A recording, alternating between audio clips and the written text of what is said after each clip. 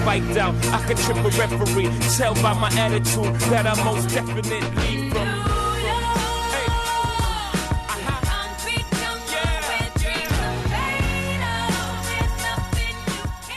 Hello, everybody. Hello, and welcome to another episode of This Week in Startups. Oh, the poor people in the chat room, they're all speculating as to why I was absolutely going bonkers for 15 minutes. I'm not going to tell you. I'm on absolute pure tilt today. Pure tilt. Anything goes wrong in this episode, I am going to literally break this computer in half. I am on absolute, complete, utter tilt. I don't know why either. It's Friday. I should be happy. Everything's going great. Top is down. My hair is all over the place because I got the top down on the Tesla. Oh, my God. Sorry to the chat room. I'm not going to tell you why. Let's just say it does relate to Gen Y. It does relate to one of my employees or one of the employees of one of my companies, and I am on tilt. And I'm not going to do it. Last time it became public. Oh, I just had a great idea. What's that? Next time you feel like really getting into it with an employee, first thing you have to do is say, someone get a camera, and then go get the camera, and then so they know, you know, and they know that it's for the record. Absolutely. Yeah. No, just here's the thing. I'm not going to get into it, but I'm going to get into it for a second. Number one, thank you to Ustream. Ustream. Everybody loves Ustream. Thank you to Ustream for sponsoring the show from the beginning. They've really been critical, an integral piece of building out the This Weekend network, which now is on fire. And a great interview, episode number 12. They were on episode 12. Yeah. I know that you've got these all memorized. Yeah. But a great episode. You can see the two founders, Brad and John. Yeah. And man, they're crushing it over Ustream, and incredible. The quality it's like, I'm looking at it right now, and I feel like I'm watching HD. I think they may do something special for our show. Where I think they're smart that way. They ramp up our show, knowing like, hey, this is like all the dope insiders. Let's ramp that up to like, maybe they're losing money on all that HD that they spend. How is it free? How is Ustream free? I wasn't sure if we were getting better, but I think if they're getting better. I know we're getting better. The sound quality. We're getting better. Yeah. We have a sound person now at This Week in Studios, and boy, sound quality is off the charts for the. I've been listening, and just fantastic. This is just message to Gen Y Part 2. If you choose to work at a startup, your value is not just doing a job. It is also in bringing something additional to the table, which is anticipating problems, solving problems proactively, adding value, coming up with ideas. And this is the thing about ideas. Everybody, I want to have my voice heard. I want to be respected for my contribution. This is what everybody tells me, right? And everybody gives me a hard time, like, oh my God, you have to make people feel good about themselves. Then I ask people for ideas. And this is where the madness starts. And this is where my OCD goes crazy. This is where the Asperger's kicks in. Now everybody, I'm having a whole flame war with people over Asperger's now. I saw the tweet. I said in my editorial that Zuckerberg had Asperger-like qualities. Now every Asperger's person is emailing me. And I'm saying don't associate him with us. And you're giving Asperger's a bad name. And I just want to say, people don't know this. I've never actually shared it with anyone. I mean, you know Tyler, because we're friends, but I was diagnosed with Asperger's. I'm absolutely intolerant of other people and their feelings. I can't relate to how they feel when I tell them, what the are you doing trying to ruin the podcast by, or whatever it is. But I try to be better. But I mean, how are people going to criticize me for using Asperger's like when I'm clinically diagnosed with Asperger's? I want to be a better guy. I don't have Asperger's. Stop being ridiculous. And if I did have Asperger's, and I don't have any problem with anybody who has Asperger's, what I do have a problem with is people telling me that I cannot use Asperger's-like as a descriptor. You can't say bipolar to describe somebody or bipolar-like. You can't say delusion. I mean, there's word police now. It started with retarded. It started with retarded, which, okay, and I'll tell you something. I understand with retarded because people use it in a derogatory sense. It's like the N-word. Right. You know, the people who use that word the most often for the longest period of time were people who are trying to put other people down. Well, retarded at one point was an actual very polite way of saying you're mentally retarded, meaning retarded as in slow, you know, or it was a descriptor. Yeah, and but then at one point that it was the kind transitioned- word. Right. So I guess at some point that word transitioned to being, I am going to use it to describe stupid. And okay, so I understand, like, maybe some people are sensitive to it, whatever. But just the word police is, I'm in an email thread with a person. It's literally 30 emails back and forth now. Him writing thousands of words of how I am calling people names and how I am such a horrible person and I have no empathy. And he starts calling me all these names because I'm calling people names. And I'm like, do you not see the irony in this? And number two, too much word policing going on. Everybody's concerned about words. Nobody's concerned with the context or the substance of what people are saying. I think I'm well within my right to call something Asperger's-like. Asperger's is this condition. Some people debate if it's even true.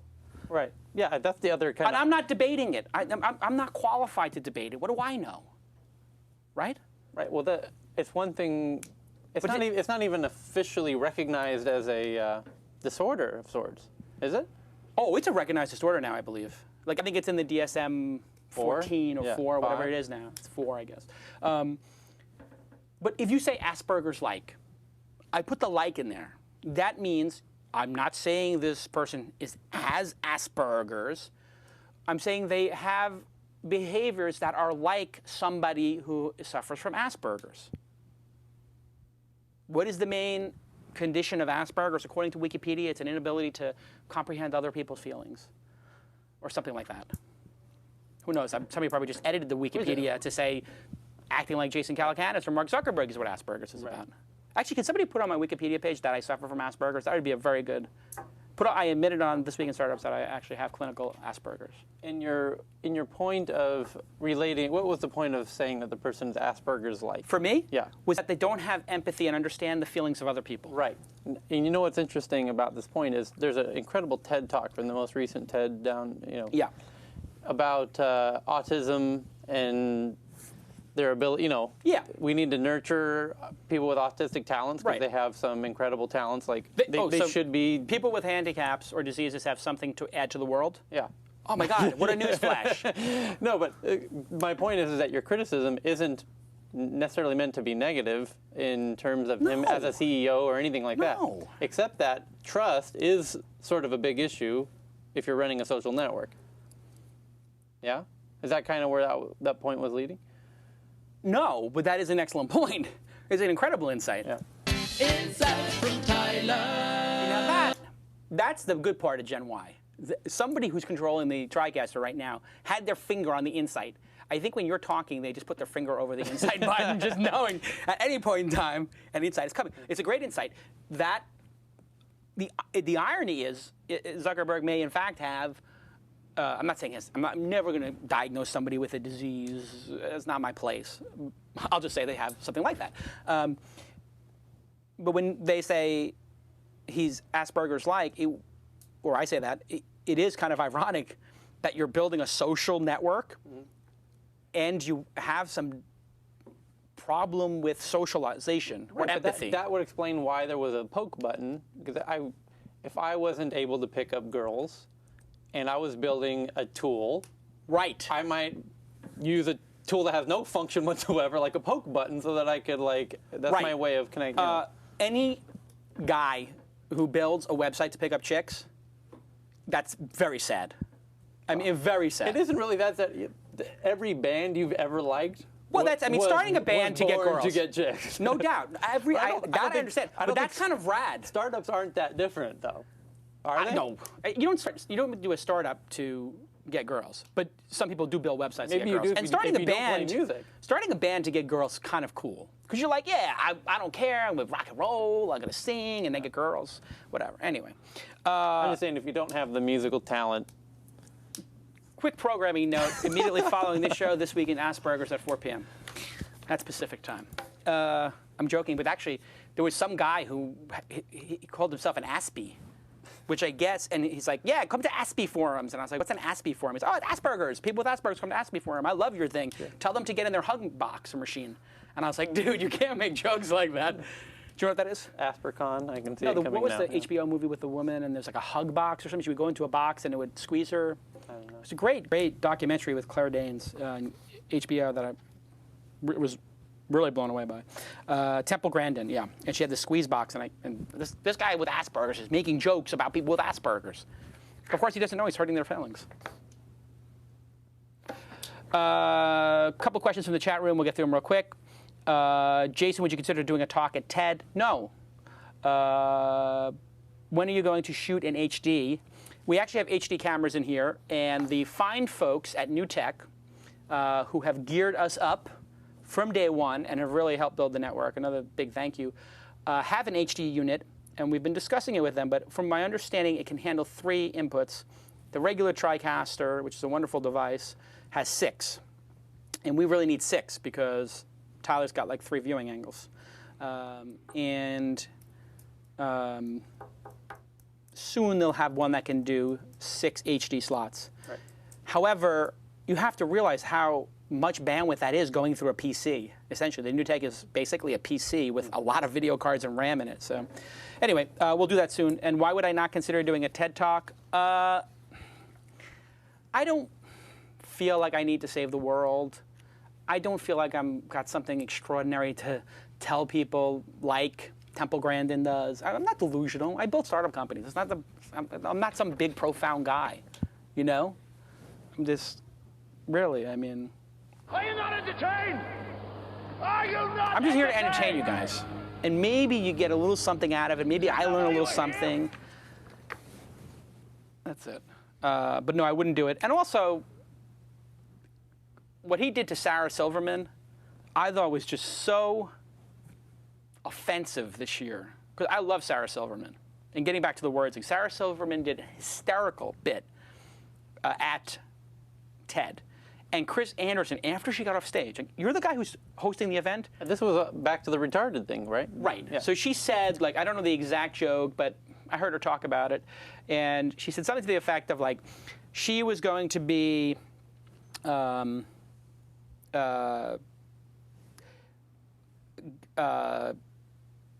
was going to adopt a baby who was retarded. What's the right word that we're supposed to use? Mentally disabled or developmentally disabled, whatever. And the crazy thing is, Chris Anderson won't release this now, the video, which makes him even more of a D-bag for not releasing the video. Because like everybody gets their video released except her, so we can't make the decision. Right. So after she gets off stage, he's like, "I'm sorry, but that was just offensive," and and he like apologizes to everybody. And it's like she's a comedian, you know. And she said, "I'm going to adopt, you know, somebody who's handicapped, mentally challenged." And then the funny part is, you know, because I want to get the points for that, you know, and it's like, okay, that's wrong. But saying that to the TED audience is specifically wrong because they're a bunch of do-gooders. You know, like they're there. These were a lot of rich people flying there on jets, burning innumerable amounts of jet fuel to go have a talk about how to save the environment. Right. Hello, kettle, black, pot, whatever. Ridiculous. Yeah. It's so pretentious. Anybody who's listening can hear my voice right now. If you become successful and you have $6,000 to burn, take your friends to Vegas. Give them chips and let those dice roll, baby. Get a steak. Hit the club. Pop some bottles. Anything but go to TED. What a phenomenal waste of money.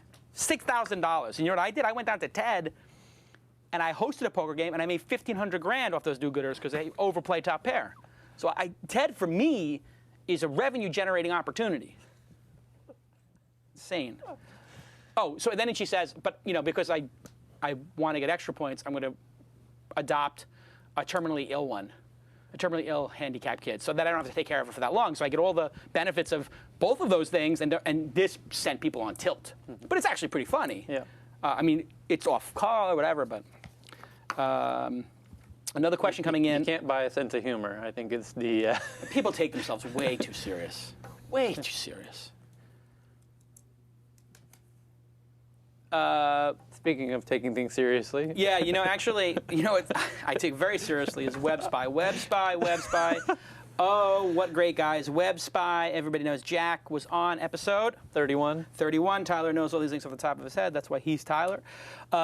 Web Spy has been a sponsor from the beginning, and it's just like great. Like, This Week in Startups sold out for like 2 years. Literally sold out for 2 years. I mean, podcasting is working. And WebSpy works really well at monitoring all kinds of server activity, from employee internet access to mail service to web hosts, analyze traffic levels, patterns, and errors, and more. You know, you're on your network at the office, at a small office, and all of a sudden things are just not working well and you don't know what's going on. That's what WebSpy does. They just tell you what's going on in your network. You don't have to hire one of these, you know, $1,000 an hour consultants. You just get WebSpy. It's really cheap, but feature rich, and it's a total log analysis solution. It logs all activities so you can see things. It's not for blocking. You're not trying to be like some dictator. Just let you know what's going on in your network. Maybe somebody's in the office downloading stuff on BitTorrent, or maybe everybody's got iTunes and they're just addicted to all the This Week in shows and downloading the HD versions, you know, or whatever, and they're just clogging up the network. And you have to tell people, hey, listen, put your iTunes on at night and download your podcast later. Stuff like that. You know what's funny? They have it running at the Buckingham Palace, WebSpy. At Buckingham Palace? At Buckingham Palace. So they make sure people, you know, just so people know they're being watched so that they're not going on things they shouldn't. Really? Yeah. Is that a true story? That's a true story. Wow, true story. Buckingham Palace. If it's good enough for Buckingham Palace, it's good enough for your company. WebSpy, thank you. Episode number 31. 31. Jack, great guy. It was a good interview. Yeah. I like the fact that he was one of those underwater. Yeah, scuba diver. Scuba. Yeah, well, most scuba divers are underwater. Yeah. But These days. what an incredible insight from Tyler. Yeah, he was one of those. Insights from Tyler. He was one of those underwater scuba divers, as opposed to the outer space ones, yes, also known as astronauts. But in Tyler's mind, that makes sense. Let's do an Ask Jason. Oh, here we go. Okay, there's the speakerphone. I should have John on the line. Hi, Jason. How are you today? I am doing awesome, John. I am sorry I had to go on a 20-minute rant, but I'm on fire today, as you can tell. How long have you been listening to the program? I actually started on TWiST 48, and 48. I've been working my way back ever since. Do you have a favorite episode? I do, actually. I have two. I have Andy Duke and Gary Vee are my two favorite episodes. Two amazing episodes. Imagine if you had me and those two people as guests on the same program. I think that we would actually rip a hole in the time-space continuum. Yes, my iPhone would explode watching that. So yeah, absolutely. We can't have those people in the same city. Absolutely. So good job on getting to the program and catching up. How did you find the program? Well, actually, I was on Twitter, and I noticed somebody had retweeted an episode from you about Ask Jason, so I just looked it up on iTunes and thought it was great, so I decided to start watching it. Fantastic. And this is why it's so important. You as the audience, you know I use this term often, a term that Tyler taught me, Giri, G-I-R-I. It is your humble honor, it is your duty to retweet the program and spread it with entrepreneurs so that we can help people crush it and make money. Absolutely. Absolutely. Amen. What's your question? Well, basically, last September, I found myself in a unique situation. I was at my 2-year anniversary at my job, and I'd made absolutely no progress there. I was in the same boat that I was when I'd started. So I decided to leave that and start a business. And I might have chosen a bit prematurely, but I chose to go with my friend into a multi-level marketing business. Oops, hello. That failed miserably. Yep. So basically, because of that, my credit cards became overextended, and I became late on my payments, which obviously destroyed my credit. So it happens. What I'm curious about is how does somebody who has, maybe a 600 FICO get a tech business started when no banks will talk to him? I can't get a loan at Best Buy or anything like that. So yep. And obviously, I'm not doing well enough now where I can afford that out of pocket. So yeah. What's the starting point for me? Yeah. So first of all, your first option is to just you can just cry about it, or if you would like to, you got to get off the bitch train and just pick one. You could just get off the bitch train, as Gary Vee would say, and just pick one. And the one you should pick probably, since you don't have a bunch of resources, right? And when I started, I had no resources. I think I put like $1,600 on my American Express card to build Silicon Valley Reporter. You should start a service-based business or a business where you can get a client of some type to underwrite the business. The best investor you can get is somebody who gets no equity and gives you the money as a client. So let's say you wanted to build a business building a software utility that helps you manage your online videos, right? So I've got some piece of software that's going to manage this weekend's Ustream channel and our YouTube channel and pull all the statistics together so we don't have to. This is one of the problems we have here. And so somebody, probably Roberta, our social media ninja, who's awesome, is going to every week spend 4 hours just pulling all these statistics together. But they're all available somewhere. And I bet you Leo Laporte on This Week in Tech has the same problem. I bet you Revision 3 has the same problem. Everybody's got the same problem. What the heck is going on with all these different distribution channels? We call it super distribution in the business. You, instead of saying, I'm going to go raise money, or I'm going to take my credit cards and hire a bunch of programs to build this, what you do is you find some dumb client like myself, and you say, hey, Jason, I can build that, and I will build it for you. And instead of you doing it yourself, give me $5,000 to go build it, and we'll support you, and you'll have it, all updates for some, for all eternity for free. And we're going to give you some warrants in the company. And I say, okay, well, that sounds like an interesting thing to me. Sure, I'll get some warrants, some upside, and I got to get this thing built, and my guys are too busy. Boom. Now you got a client paying for it, and then in the contract it says, like, listen, all intellectual property belongs to us, and you guys, your deal is you get a license to use the product for your company for this one fee for all time. And you know what? That works all the time. And the best people you could have as a client is a previous employer, because you know their business really well. So a lot of people will leave their current company. They were working in the marketing department and come back and be like, I'll write the press releases for you for $700 each, and they become their first client. So find a great client, work backwards from an idea, and get back on your feet. I mean, or you can just sit around and cry on your coffee. But I have a feeling you're not. That doesn't work. Go crush it and keep us in the loop as to how you do. I will do that. Okay, cheers, pal. Cheers. Bye. All right. You got to help people with this one because it is crushing after you lose, like LeBron did last night. Thank you to the fans of Boston for chanting New York Knicks at the free throw there at the free throw line at the end. That was absolute pure genius. Thank you for sending LeBron into the arms of New York City where he belongs. Let's do our Shark Tank because we got an amazing guest. That's what I want. That's what I want. What I want. That's what I want. Yes. Everybody loves Shark Tank. Thank you. Thank you. So on the line, we have Raphael. That is correct. One of the Ninja Turtles. Wow, I haven't heard that since about 6th grade, but yes, I'll take it. Raphael, Michelangelo, who are the other two? Leonardo, and Donatello was the last one. Donatello. Very good. Yeah. Okay, we've confirmed that we're all nerds. Welcome to This Week in Geekdom, which actually be an interesting show. I would watch that. So you understand the rules of Shark Tank. We're going to do this really quick because we have an amazing guest on the program immediately after this segment. Andrew Mason, who is the Groupon CEO, one of the amazing companies that is crushing it out there. And Raphael, you're going to have 60 seconds on the This Week in Startup Shark Tank clock. I see those 60 seconds there. I'm going to ask everybody in the chat room, you are going to give 2 ratings. 1, you're going to rate Raphael's pitch on a scale of 1 to 10. How good did he get his idea across? How good of a pitcher is he?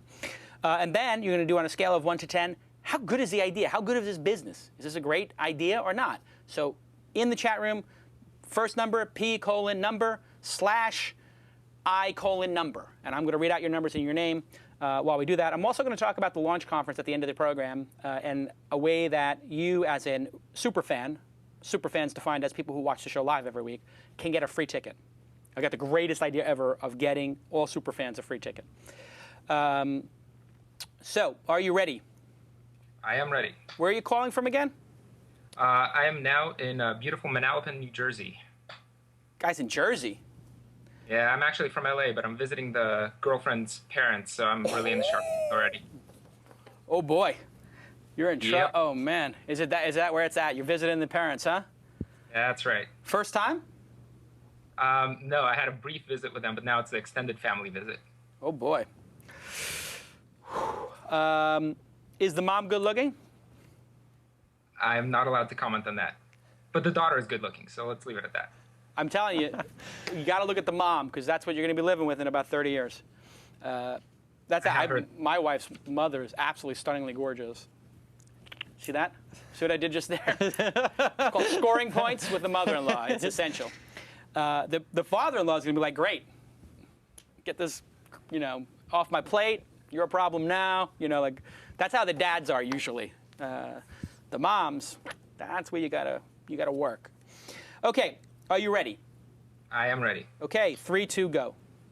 Great. My company is called Ucubed. Ucubed is a mashup platform geared toward web publishers, which allows them to enhance multimedia content that they were going to post anyway, while gaining revenue streams or improving their readers' experiences. Take a blogger, for example, who's about to post a YouTube video. He could first drop by ucubed.com, automatically combine that video with an Amazon widget featuring products relevant to it, and post that mashup instead. And all of a sudden, he has an additional revenue stream for his blog. Or he can match that very same video with a Twitter widget, for example, and feature live tweets on the topic that's being discussed. And thereby, he can make his blog post that much stickier. It's really that simple. If you think of mashup as a collage, Ucubed is the glue. Basically, a developer creates the context-aware elements, the user picks the content, and we do all the wiring. Everything is quick, painless, automatic. Our product is free, so how do we go about making money? Well, having our mashup widget embedded on hundreds of thousands of sites lends itself to the creation of a semantically driven distributed ad network, which will allow us to monetize every widget view and share that revenue with the businesses. Great. We are ucubed.com, yucubed.com. Come visit us. Okay, great. You went 5 seconds over. I'm not going to take anything away from you for that. I'm going to ask everybody in the chat room right now, while Tyler gets his incredible insights ready, to rate the pitch. Tyler, what do you rate the pitch? What do you rate the idea? Pitch, I thought it reminded me not of the Ninja Turtles, but of the Micro Machines. The guy Micro Machines. Oh yeah, the guy who talked really fast. Yeah. And so pitch, I could barely make out a lot of it, just due to the speed. The speed. So I'm going to go with a 5.5. I gave it a 6. Yeah. I'm agreeing with you on the pitch. Everybody said it was too fast. The BPM, buzzwords per minute, yes. Very high. Yeah. Just word per minute. It was off the scale. Words per minute off the scale, but the BPM, which is really what you got to think about when you're pitching an idea. Yep. What did you give the idea? Idea, as an idea, I actually really like conceptually. Okay. I can go 8. Okay, I gave it a 7.5. I like the idea as well. I actually understood the idea despite the speed. And here we have the scores from the chat room: 6 and 6, 4 and 4, 3, and the person didn't understand it, so that's why it's low. 8 and a 5, 6 and a 6, 5 and a 4, 8 and a 5, 7 and 7, 5, 6. So anyway, the good news is you have a good idea. Perhaps people are not sold on it being an amazing idea yet, but that's okay. And your pitch, a little too fast. That's easy to switch. That's easy to fix. Here's how you pitch it a little bit better, Raphael. Hi, I'm Jason. I'd like to share with you, and thank you for having me on the show. I'm a big fan. Want to introduce you to Ucubed. This is a service that you go to as a blogger or a tweeter, and you take some object, typically a video, an image, a tweet, and you get to wrap it in our ad network. What is in our ad network? Could be something like an Amazon link, could be something like a video commercial, or an image for a product like an iPad that you could then get affiliate revenue on. You make these little widgets. Anybody can make them. Your mom can make it in 10 seconds. And now all of a sudden, objects you are putting onto your services work automatically. In addition, in our next version, we're going to have a toolbar and a WordPress plugin where you can basically monetize all your objects that are put on your tweet stream, your Facebook, automatically. So this basically lets you get a little extra ad revenue for not a lot of work. That would be a little bit of a cleaner way to pitch it. Raphael, what do you think of the feedback? I love it, Jason. Okay, there you go. You did a good job. Just in general, when you talk to the mom, slow it down. No buzzwords with mom. And, be humble. And you'll do fine. All right, I'll take that as well. Thank you. Okay. Well, that went pretty well. And we're catching up in terms of the show. even after the crazy rant. And let's see here. We got an awesome guest. We do have an awesome guest. I'm real excited to get to him. The company that everyone else is chasing right now. This is the company of the moment. And they're in good company because DNA Mail, everybody loves DNA Mail, is also a great company providing web hosting for your email and your Exchange server. Thank you to DNA Mail, everybody loves DNA Mail, for hosting the program. And when was their CEO on? George Naspa was 26. George was 26. George, also a huge sponsor, and his company's crushing it because he owns DNA Mail and PowerVPS, and huge company. You get your mailboxes as low as $2.95. There's no reason to host your own Exchange server, have this whole IT department focused on your product and web development, etc. And DNA Mail is just basically you pay for the user. There's no other costs, and they also do Google Apps. And they're one of the few companies that are allowed to actually give support for that. So you get a little bit of support and a lot of uptime and all kinds of logs and analysis as well. So thank you, DNA Mail. With me today is the CEO and founder of Groupon. Everybody knows what Groupon is because they are everywhere. They're in the news like crazy. I see their ads everywhere. Like I do Google searches. Everything's a Groupon ad. So they must be making money if they're spending that kind of bank. You can't even have a meeting. Every meeting we go to. And somebody says about Groupon. And then we did Open Angel Forum yesterday for Los Angeles. And almost every pitch mentioned Groupon. Like every pitch, everybody, it's like everybody who's got a startup company now is doing the Zynga and Groupon of, I don't know, like login services. You know, like I'm doing the email version of Groupon. I'm like, okay, I have no idea what that means, but congratulations. Groupon is synonymous with success right now. And Andrew Mason, the founder and CEO, is here. Thanks, Andrew. Hey, thanks for having me. Am I supposed to be able to see you guys or no? I hope so. Let's see. I mean, I see you, and I think the frame is. May have to just reboot it there for a second. Hopefully, though, you should be able to see me in a second. Okay. They're gonna work on it. Oh, there it is. I see someone. Whoa. Hopefully, that's me. Is a good-looking guy with a blue shirt? Are you bald and like big? No, that would be Tyler. Okay. I'm the good-looking guy in the white shirt. That's Tyler is in the bald. Thanks, Andrew. Oh, the girls make the same mistake, by the way. Yes, exactly. So, Andrew, your life is going extraordinarily well. Your company is crushing it. I almost don't know where to begin with the recent success or the beginning. Let's go to the beginning because I think you guys came out of nowhere. When did this company start, and why did you start it? The company started as another company called ThePoint.com. And The Point was a much broader platform for people to organize collective action. People could start a campaign to get a group of people to do something or give money towards something, but only once you reached a critical mass of people such that it made everybody's action worthwhile.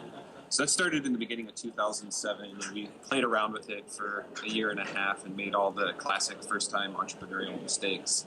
And then towards the end of 2008, we started trying to figure out how to make money off of it, which ends up being important, especially when the economy is crashing.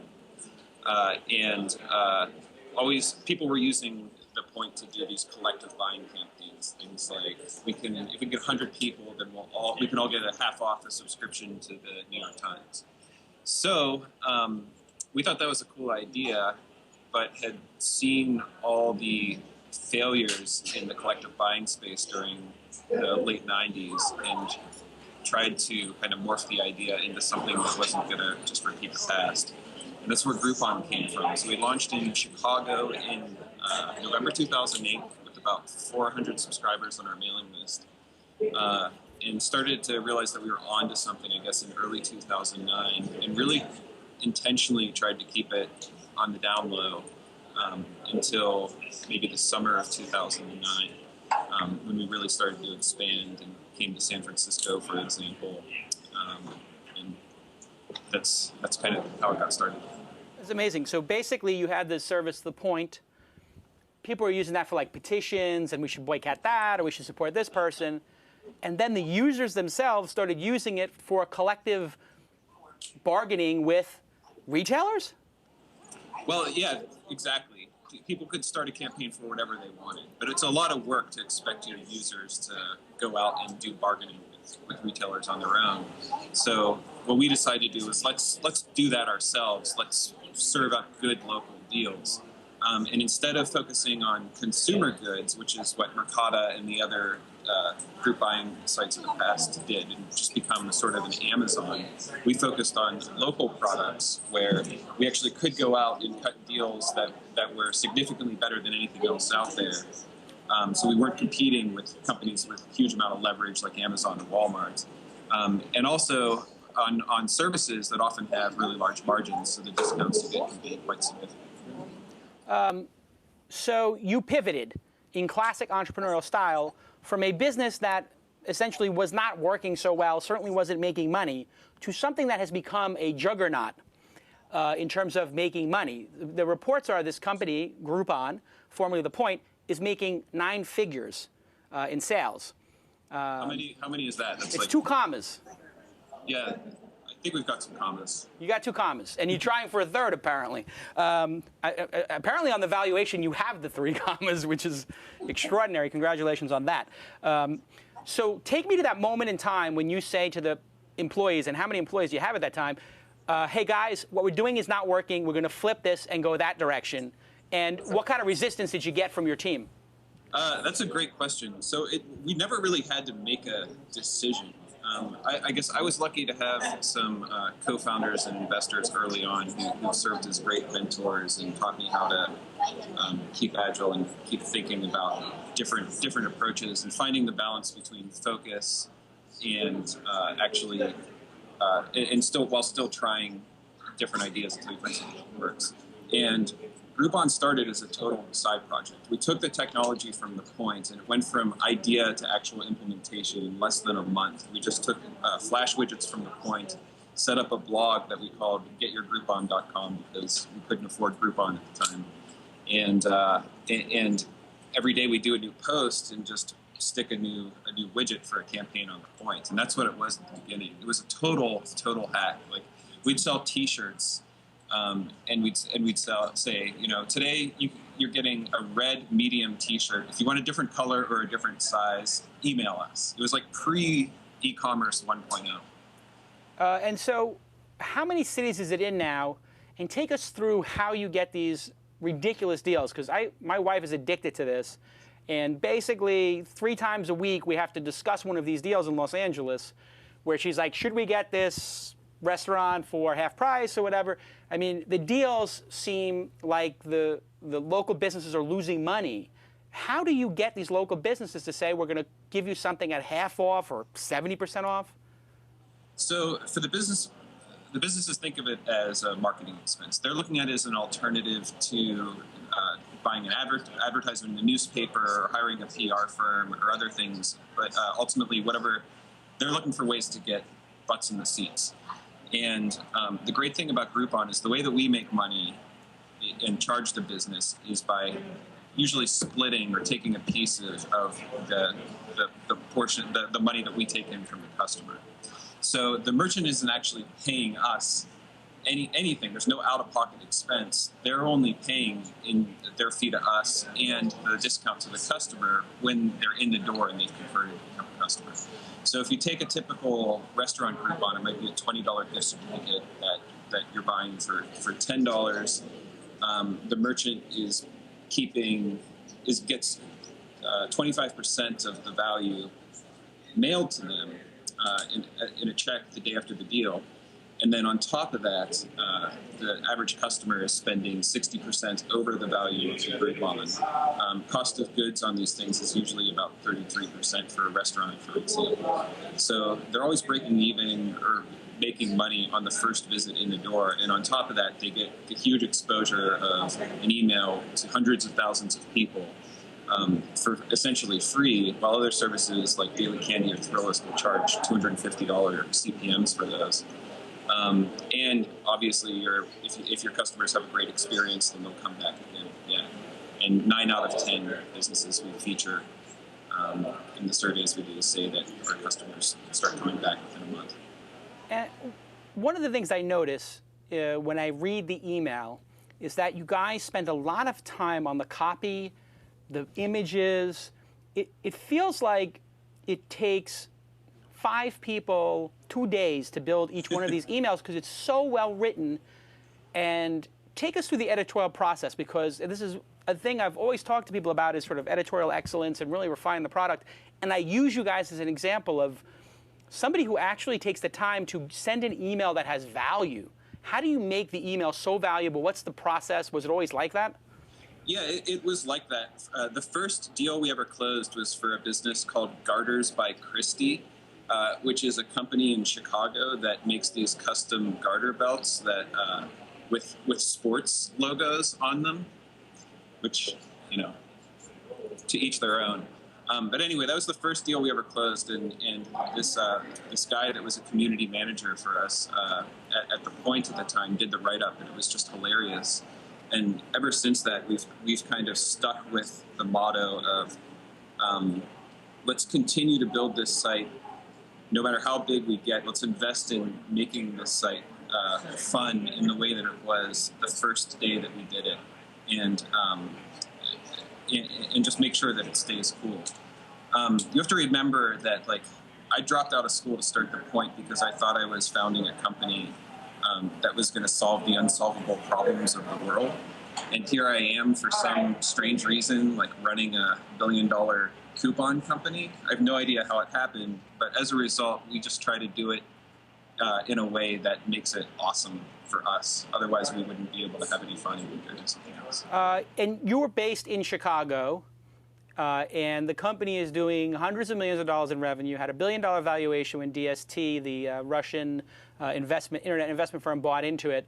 And yet, you have not had enough money or resources to get an office. Oh, you mean me, personally? Yeah. You sit at a cube. Yeah. I mean, it'd be weird to be in an office. I'm not smart enough for one.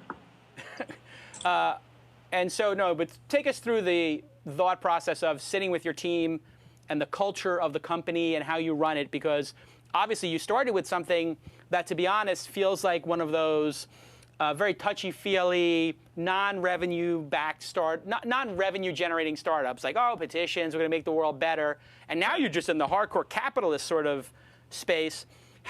How did the company culture change? Did it change? And how does sitting out there in the pit with everybody sort of help you as a leader? So I realized, first, I'll answer that in a second. I realized I never answered your other question, which is how did I get everybody to shift? It was a very gradual thing. So we started Groupon as a side project, and it just took off. And before we knew it, we were all working on Groupon, and we were happy to do it because it's a lot of fun to work on something that's showing some signs of success. So to your other question, which was what, culture? Yeah. The culture and sitting outside and your thoughts on the company culture, how important it is, if it's important. Yeah, I think it's super important. I don't think there's any magic to it other than to just try and hire great people and give them the freedom to be awesome. And we're a humble group of people who have. We don't have a lot of rock stars around here that think they know everything. And, I guess that's reflected in the fact that I don't have an office in some way. I think it's just symbolic of us all being at an equal level. It is. And interesting in your pivot story, everybody starts working on this other project. The other project has more success. It's winning more. So you don't have to tell everybody, hey, everybody work on this. Everybody just was drawn to the winning. Is that how the transition occurred? Yeah, exactly. So winning in and of itself convinces people to go do something. Yeah, it's sexy. Yeah, winning is, in fact, sexy. And now this mega round of funding, we have to touch on it at least. You have the same investors as Facebook and Zynga, and I'm not sure what else DST's in, but this is a Russian investment firm. How did you meet them? Did you run some sort of a process to get them as an investor, or did they just show up at your doorstep because of all the noise around your revenues? We were introduced through Jim Breyer at Facebook. And since last summer, we've just had a line of investors at the door, and occasionally we decide to talk to some. So that's how we met them. We liked them. They were really came off as entrepreneurs, investors. people. They like to pick 2 or 3 category-defining brands a year and get behind them in a big way, and kind of leave the entrepreneurs alone to do what they do well. So for us, it was an opportunity to get some liquidity for the early founders, a little bit more growth capital, and hopefully bring some really patient and smart partners into the fold. So how much bigger can this actually get? I mean, how many cities are you in now? And is this something that could be in 200 cities? Or is it something where you're going to go into other verticals besides local? I mean, is this going to compete with Groupon? Is Groupon going to compete with Amazon and Zappos? Or is it just going to compete with the local flyers that you get on your car and in your mailbox? We're in 60 cities now in the U.S. and Canada. I think it could get absolutely huge, but much more interesting would be to see if we could make this moment right now kind of the apex and then come crashing down just as quickly as we rose. So I'm trying to decide whether I want to do that or continue growing it. But seriously though, I think the space that we're in is really trying to connect local customers to businesses and being the best source of customers for brick and mortar businesses out there. We seem to have found a way to make e-commerce work for local businesses, which has always been something that people have tried to do, and we seem to be doing it. So we're going to continue to explore that. And I think it can get quite big. Yeah, I mean, clearly there's 200 cities on the planet that could use this, and you're only, 25% into that. Yeah, so we're in Sioux Falls, which is like 100,000 people or something like that. And that's like the 150th or 175th largest city. So there's a lot of room for scaling up smaller cities. What do you think? This is a question from the chat room. Chris Bowe asks, what do you think about the clones of Groupon, especially the knockoffs in Europe? And I think there was one in China that essentially took your whole concept in business down to the pixel. What do you think about that as an entrepreneur? Does it get you pissed off, or? I'm over it at this point. I mean, I was a musician before I was an entrepreneur, and as a musician, when I first started seeing these things, I could only think plagiarism. There's something offensive about it, but apparently it's just the way things work in this world. So you roll with the punches, you get used to it, and we really just try to stay focused on making our product cool, and I don't pay much attention to it anymore. I know that's what everybody says, and it's kind of lame, but it actually is true at this point. You're focusing on your game, not what the people are copying and et cetera. One question people have is the original idea, the point, was that a venture-backed business, or was it an angel-backed business, or was it off revenues? Yeah, so when that started, I was a graduate student in public policy, and I'd had the idea, and a fellow in Chicago who's a serial entrepreneur and investor named Eric Lefkofsky, I'd worked for him in the past, and he heard about the idea and called me up in school one day and asked if I wanted to drop out and turn it into a company. And at that point, I didn't know anything. I didn't know what VC was. I didn't know what angel investors were. I didn't consider myself an entrepreneur. But he just said, here's $1 million and let's go do this. And that's how it got started.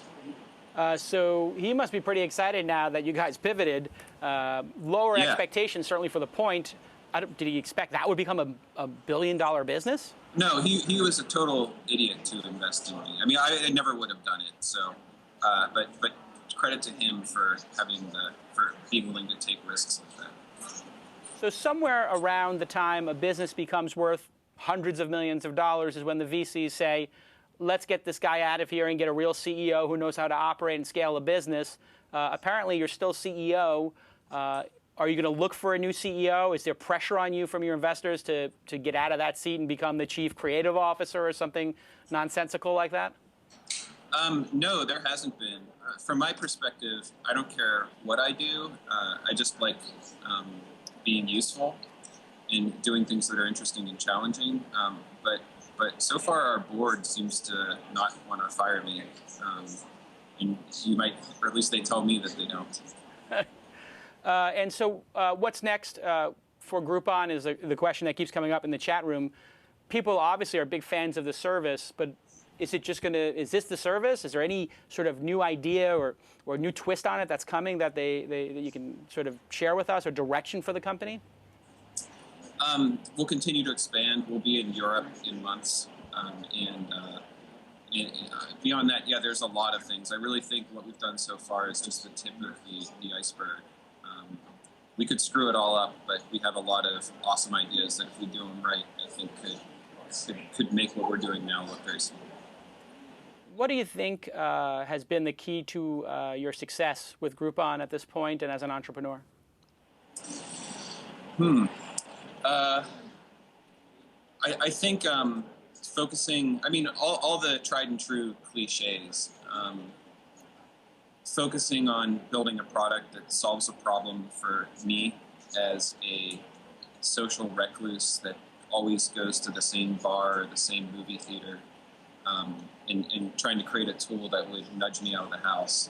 And then building it in a way that entertains me instead of figuring out if it's trying to figure out what nerves to pluck in order to entertain other people.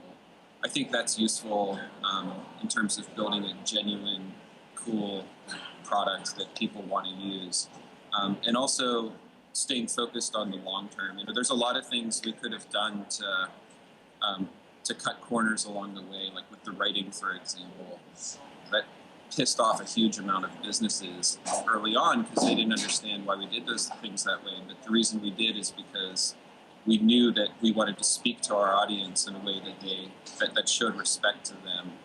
And we thought of our audience as people like us. We wanted to speak to them like we would want to be spoken to. And that's proven to help create trust between us and our audience. And I'm glad that we've done it because now businesses look at it as one of our core assets. How many buyers does it take to negotiate the deals for a market? It seems like, in some ways, there's a lot of work to get a business to do this. Do you have like 5 buyers per city or 10 buyers? I mean, does it take 2 weeks to close somebody on this, or does it take 2 days? Trade secrets, my friends. Trade secrets. Okay, there you go. Very good answer. It seems like there's going to be some sort of a burnout now because of all these knockoffs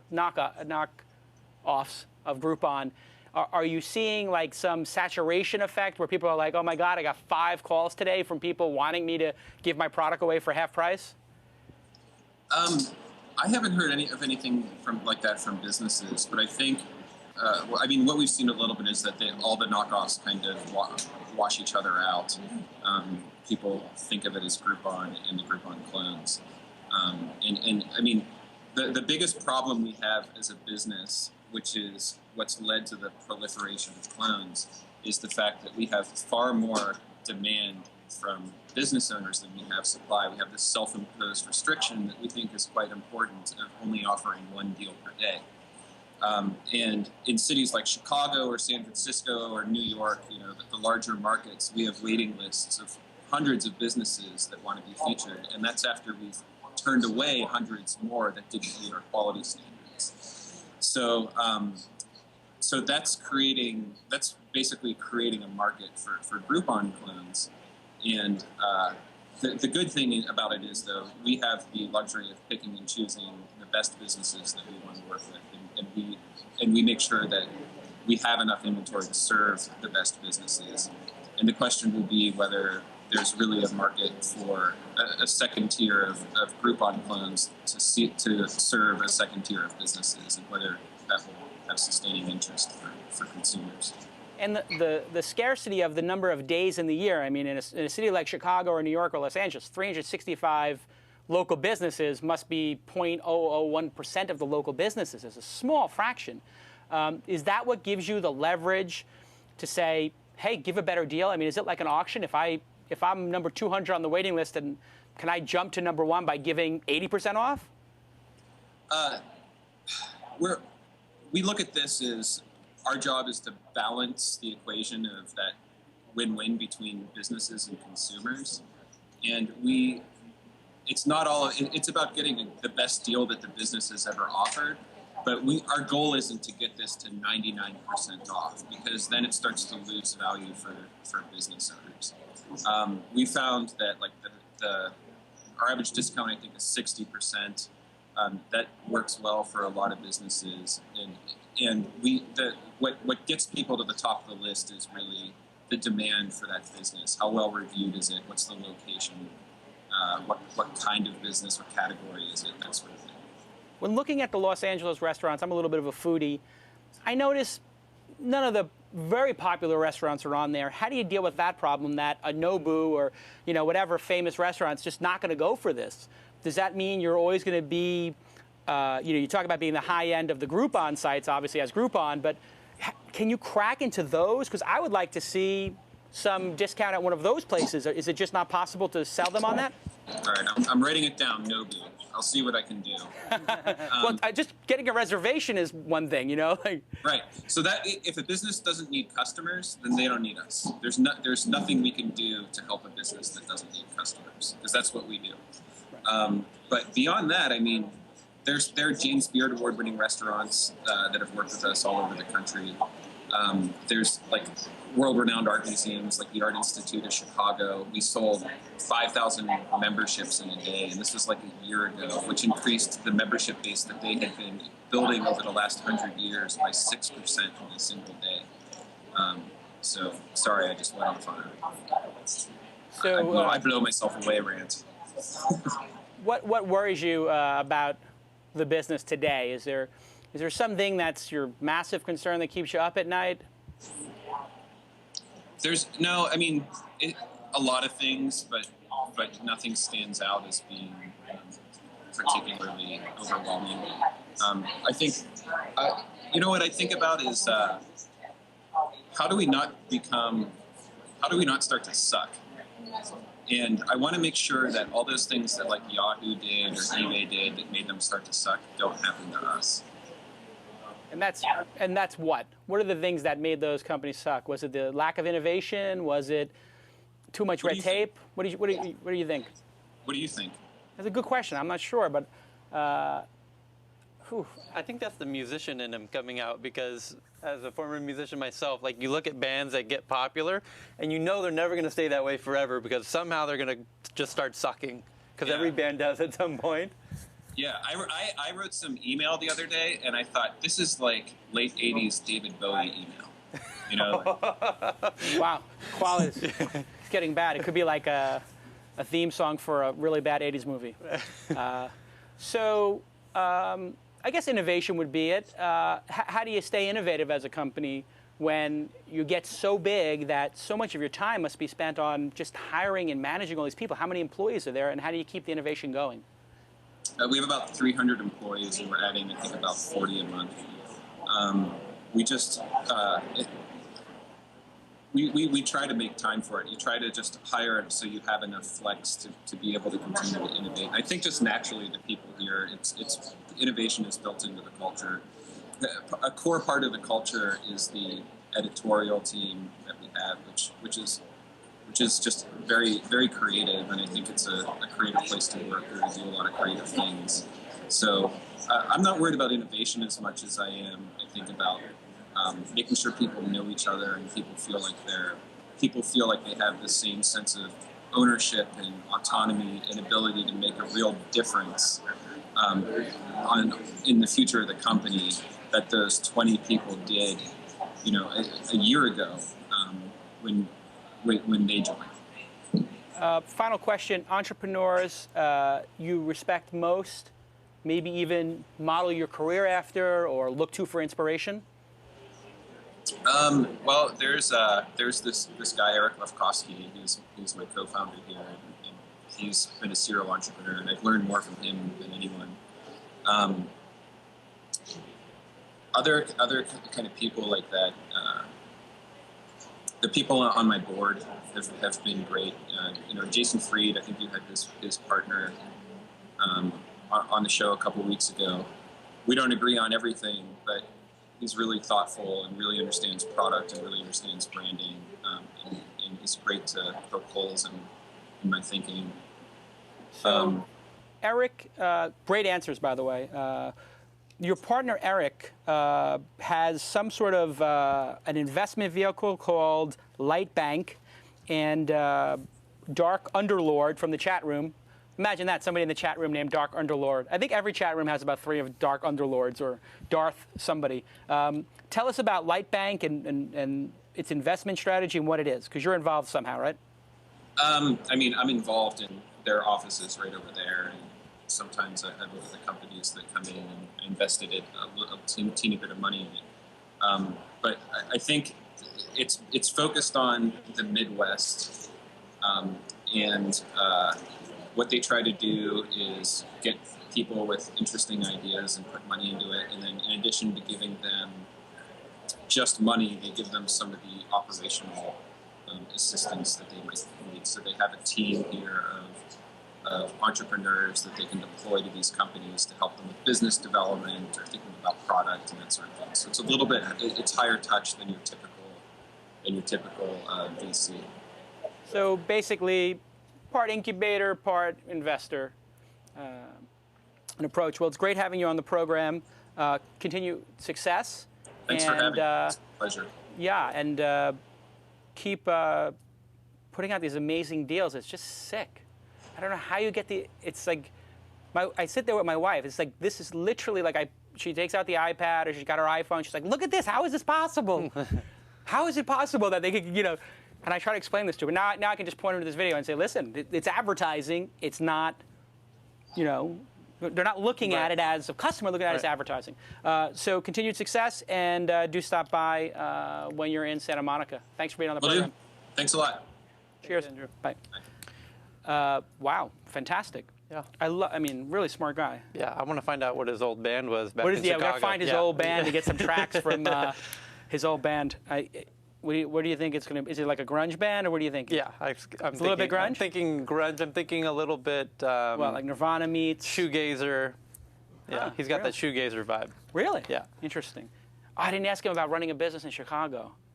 That was the other question I had. What's it like to run a business in Chicago? It's great. It must be great to be the only huge internet business in Chicago. The big fish. Can you imagine the big fish in the pond? Just awesome. And I love this. I just have to say, it's really opening up I love having people in the studio, obviously. It's better to have somebody in the studio. But I just let me ask the folks in the chat room, what did you guys think of the last 2, really big guests, but over Skype? Would you rather wait for them to be in the studio, or does a Skype interview feel the same quality as when I have them here in the studio? And you can feel free to rate the interview, a scale to 1 to 10. One person says lacks punch. People like the studio. Yes, wait for studio. In studio, wait. Ugh, yeah, see, this is what I'm afraid. Skype is the same, okay. The sooner the better, see? Not the same quality, but still good, okay. People give it an 8. Skype is just awesome. 8, 10, 10, 8.5. Better in studio, but got to do what you got to do. Agree. Skype is okay. Studio better. Definitely in person 7. I like it. I thought he was at Kinko's. Me too. Yeah, 7 out of 10. We got Lon. Lon, get in here.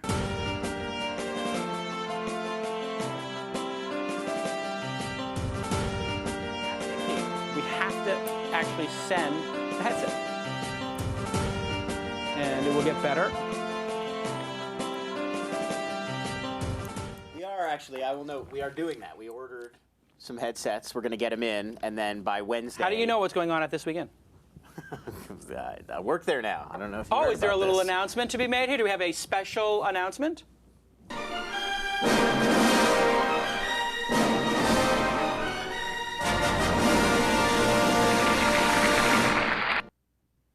Round of applause. Round of applause. That's nice. Lon Harris working with me for... Did we go through this? I have this deja vu. No, it was at the movies I gave a little Yes, speech right. and toast to you. Yeah, well, it was very nice. It was lovely. Very touching. Brought a tear. Did it really? It did. I welled No. up. Did you really? You can ask Derek. Derek was sitting next to me. I got a little I emotional. thought, too, Really? I thought that was because of the trailer for the Karate Kid. Well, that's I mean. that really kid, gets you. he's getting beat up, and then Jackie Chan helps him. It is very emotional. It is. Lon has done an amazing job here. I'm going to recreate the speech. I'm going to make him cry. There it is. Lon gave 3 great years of his life. 3.5. 3.5 years, 42 months of his life to me. At Mahalo was the second guide who did editorial. And he worked so hard, and now he's left Mahalo to become the creative director of thisweekin.com. And he'll give me another 42 months of his life. Yeah. Here we go. I'm a week in. I'm already a week in. So honestly, you left Mahalo. yes. And you had another offer from a third company, which I don't know if we can actually say.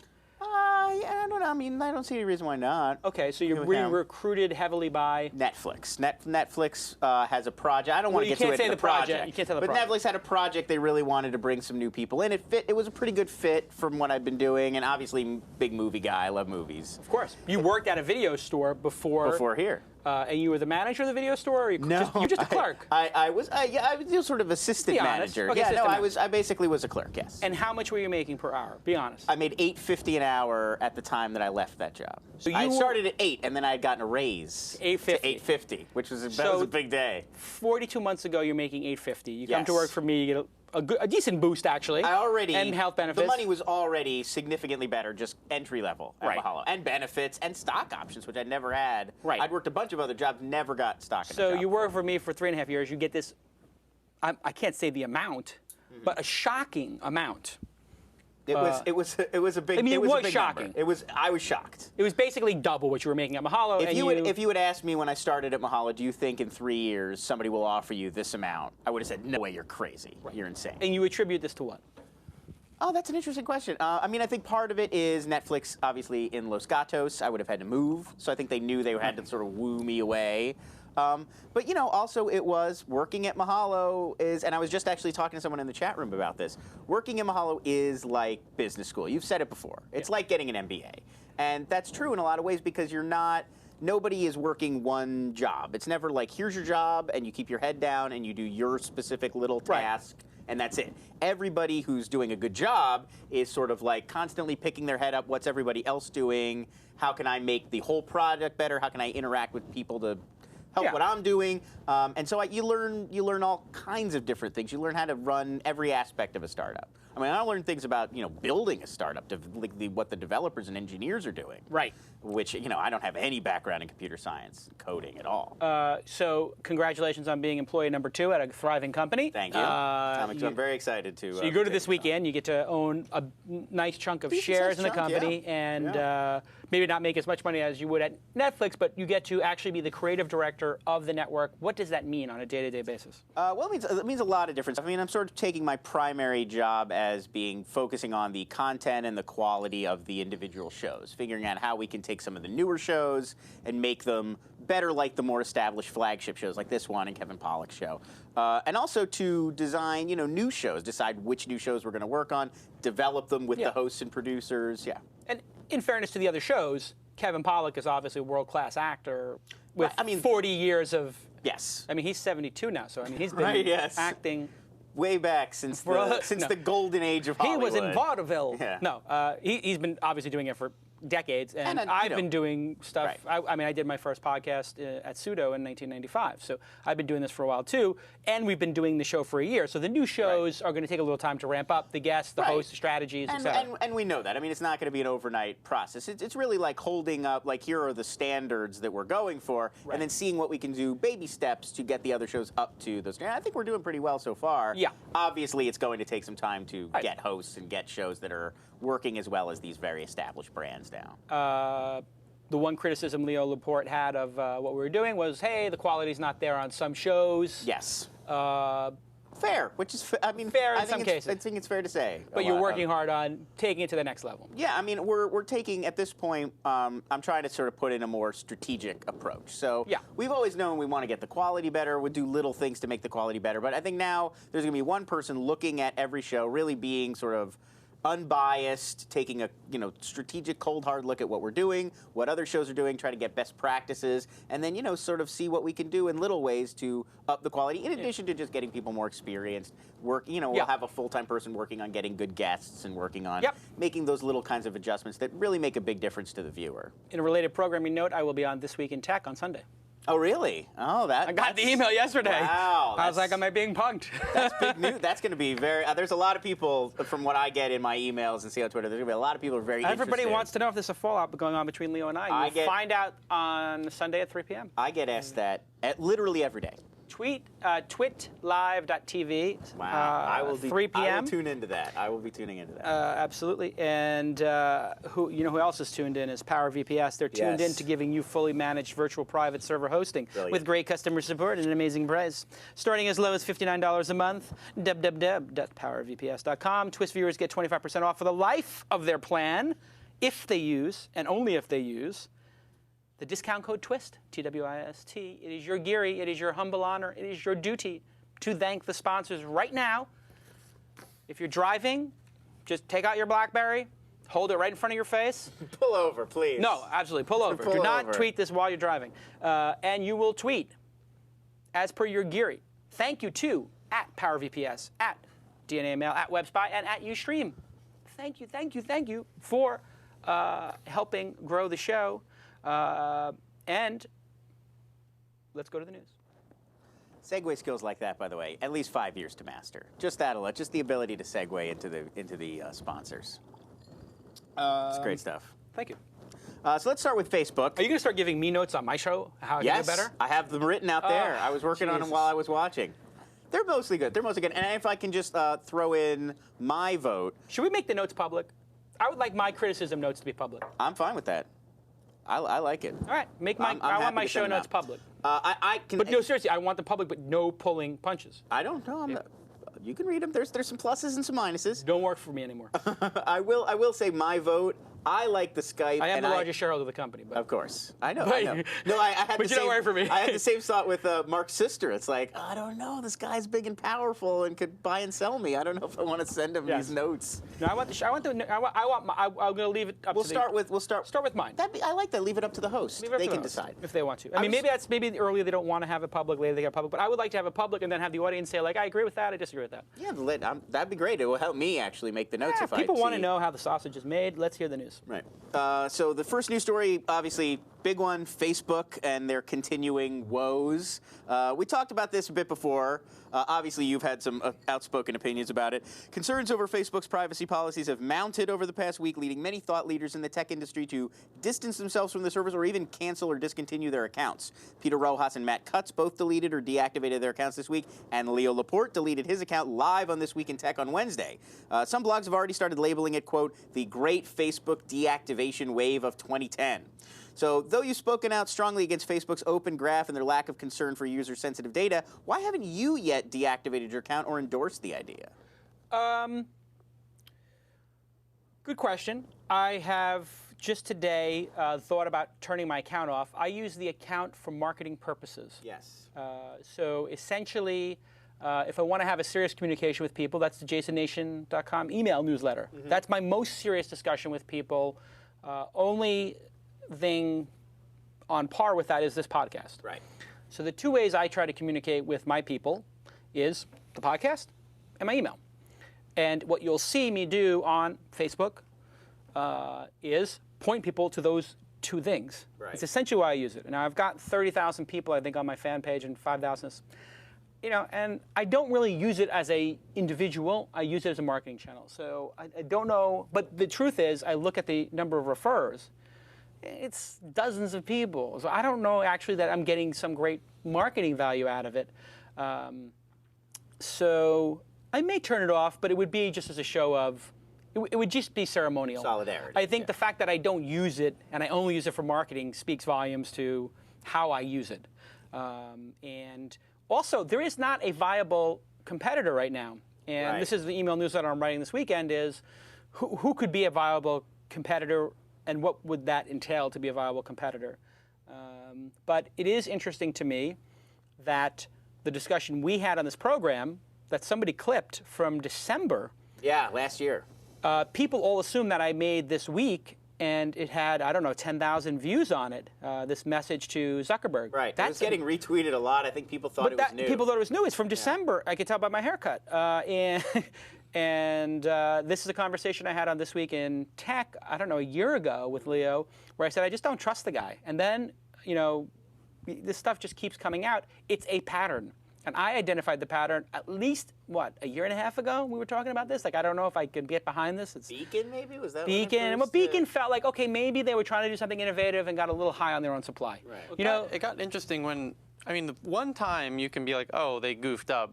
right, Lack right. of judgment. The on news feed, right. Somebody did a party foul. Anybody can read anybody's news feed, right? Right, was the right. first one. Right, yes. But then when it starts developing a history of repeated, it's like they're not doing this on accident. This four is or no five different sort of Yeah. outrageous decisions. right. Yeah, like It's basically, yeah, and when you see the lawsuits pile up, and then you parallel that with the things that are coming about in his professional career, things he said, things he did to partners, things he did to customers, Connect You, Eduardo, next. I mean, it just seems like he's got a pattern of taking, just not being honorable. I mean, I hate to get into personal attacks on a person, but he does not feel like an honorable guy. And I think that's why my email newsletter this week particularly resonated with people, and a number of people told me, hey, that was your best email newsletter ever, or that was a good one. I got that reaction fairly often from people for that specific one because I think he's dug a hole for himself. And people generally, you know, like you can take somebody's personality online and you can put it in different directions. You guys work with me every day. You know who I am as a person. Yeah. The audience knows who I am as a person from watching the show if you've watched it more than 5 times, hopefully. But people can, of course, make me into anything they want. And so sometimes you'll see me get distorted. But the truth is, it's largely correct. Yeah. I would say it's more correct than not correct. So maybe they get 75% of who I am correct on the internet in terms of how they interpret me, 25% wrong. Well, if 75% of what people have said about him on the internet is correct, it's a really bad thing. Yeah. I mean, it's that really would really bad. not be good. And you know what? When people don't file lawsuits, when they don't, in general, the idea that people do frivolous lawsuits, that's not really what people do. There are some exceptions, like ambulance chasing things and whatever. Workers' comp or whatever. Yeah, I mean, there is that contingent. But the lawsuits by like the Attorney General or like, governments or privacy associations, like they don't do that willy-nilly. There's something riding on that. You know, it's not like some ambulance chaser doing it. So anyway, I got emailed today by the New York Post and the Guardian and the San Jose Mercury News, and I was in the San Francisco Chronicle today. Everybody's coming to me, of course, as a chairman of the internet, to give my ruling, and I said I did that in my email. And the question I got from one person was, will this have any dramatic effect on their signups or their future prospects? Will people leave? I think people will, over time, use the service less. And I think that the 2 words that come to mind when you say Facebook are Farmville and no privacy, untrustworthy, kind of a sort of thing. Yeah. And so when you don't want the what do they call that test when you say one word and I say the next? Word association. You don't want the word association with your brand to be untrustworthy. Well, and a company that's not a product that's not actually theirs. I mean, if and a product's not the theirs. other one, that's not actually Facebook. So I mean, I don't think we're going to see anything until a viable competitor comes out. Like people are not going to rush away from it without a viable competitor there. So that's part of the reason I think they're doing so well, is that there's not a better option. But you could be sure that right now there are a lot of people thinking, Facebook's weak. And I'm not going to say any specifics, but let's just say this week a number of people and I had different discussions about who is the viable competitor. And these are people with billions of dollars of capital. So people in the, who have the $1 billion plus resources are starting to think, yeah, you could beat Facebook. And I agree. This is a serious chink in the armor. Yeah. Well, that's a perfect segue into the next story I had. Diaspora Yeah. Speaking of potential Facebook competitors, New York-based project started by 4 students from NYU's Courant Institute. They're hoping to replace Facebook with an open, decentralized alternative. Thus far, they've received over $100,000 in funding on the Kickstarter service. Kickstarter, for those uninitiated, it's a microfunding service. People post projects online, and then they seek small donations from visitors, and if they get to their goal, they get those donations. So their goal was originally only 10 grand in donations. What? They had originally set this project. Their goal was 10,000 to get Diaspora started. They've already gotten over 10 times that. And now they have plans to begin coding this summer. Investors so far have included Fred Wilson and Leo Laporte. So do you think this could be it? I mean, could this be the alternative to Facebook? And would you invest if after they get out of their Kickstarter round, they're looking for more angels to come in? And to be sure, the Kickstarter is not an investment, it's a donation. It is a right. You don't get any shares in the company. If you did, it would be illegal because you're not investing in Diaspora. Right. You are just giving. You want the project to succeed. Right. So you're basically giving a gift. You're giving them the money. It's a grant or whatever. You get nothing from it. No, you don't. You don't benefit. You benefit in that the product gets built or the project gets finished. I like the idea of Kickstarter. I would have liked to invest in that because I think it's still open for another like 18 days. No. So I would have liked to invest in the tool that got them the 100,000 in Kickstarter. Yes. Kickstarter is the story here, actually, more than Diaspora. Diaspora is a non-centralized solution, open source. Don't know if that's actually the one that's going to win. I think people want a company they can trust. And they want a service that's reliable. Yeah. And the problem with the Identicas of the world or whatever is they don't innovate fast enough. They don't have a brand behind them. You know, open source projects are great for, things that are not consumer facing, but with the exception of Firefox, you're not going to see a lot of consumer facing products that are open source. And Wikipedia. I mean, I'm not saying it's impossible, but especially things that take large number of servers and large amounts of technology. This is a large technology project. I don't know that it can be done open source. Certainly you can make open source software that is Facebook-like, but I don't know if you can run a service, software as a service, kind of a thing. But I do applaud them, and I do want to see them succeed. And I think if they just create an open source version of Ning, that is, and WordPress is doing BuddyPress, so people have tried, and there's a bunch of other services out there that are sort of open source, social networks. I wish them all the luck in the world. And obviously, it says people want an alternative. Yeah. And not only do they want an alternative, they're voting with their dollar.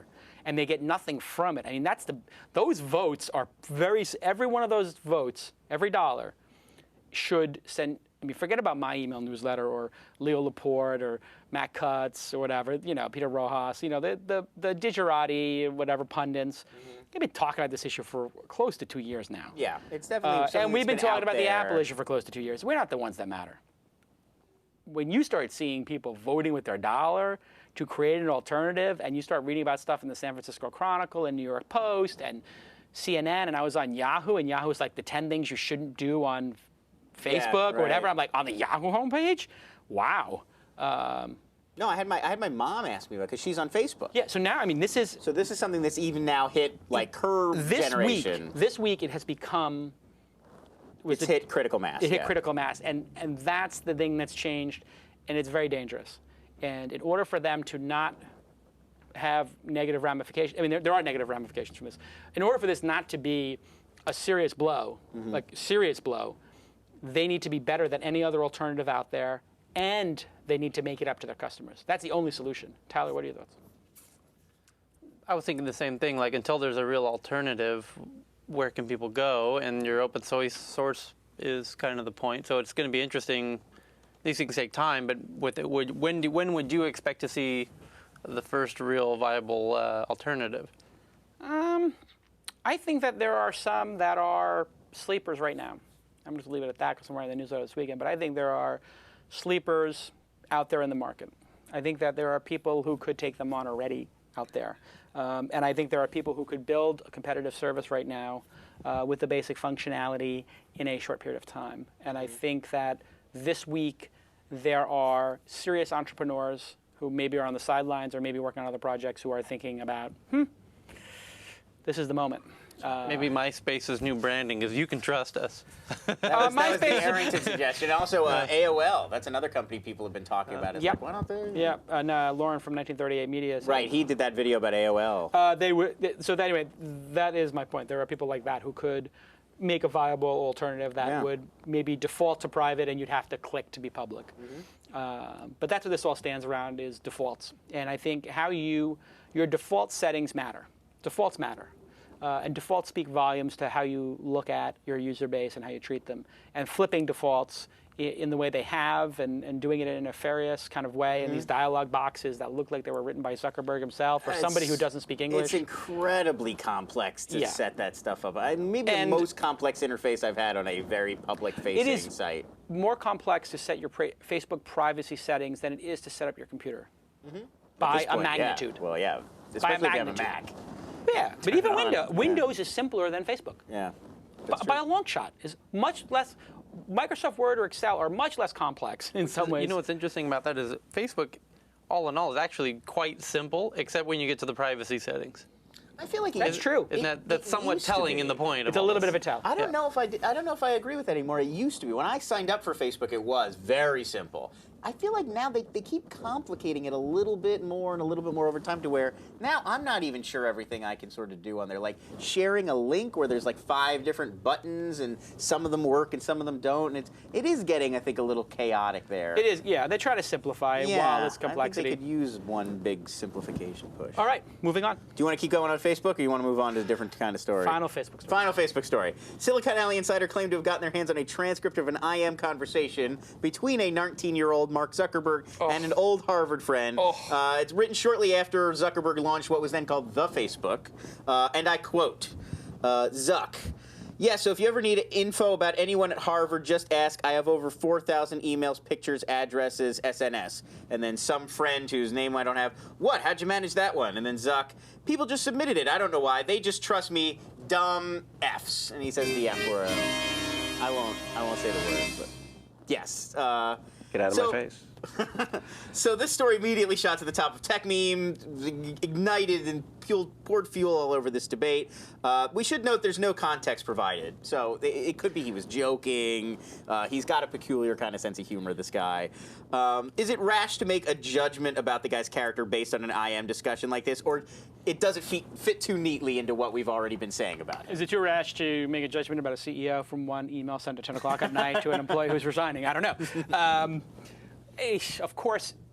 Okay, so right off the bat, is it real or is it not real? Right. We don't. There's no way to confirm that this is actually a real transfer. Well, I might be able to add some light to that. Oh, really? I believe it's real. And I believe that there are people who, this is my theory, but I know Henry Blodge pretty well. And Business Insider is a great publication. My theory is there are people who've been in many lawsuits with him. There is many discovery documents, etc. And there is somebody involved who he has screwed before, or who just doesn't like him for whatever reason. Yeah. In that chain, who is now leaking these documents, and there are a lot more. Oh, no. And they are just leaking them to Business Insider one by one.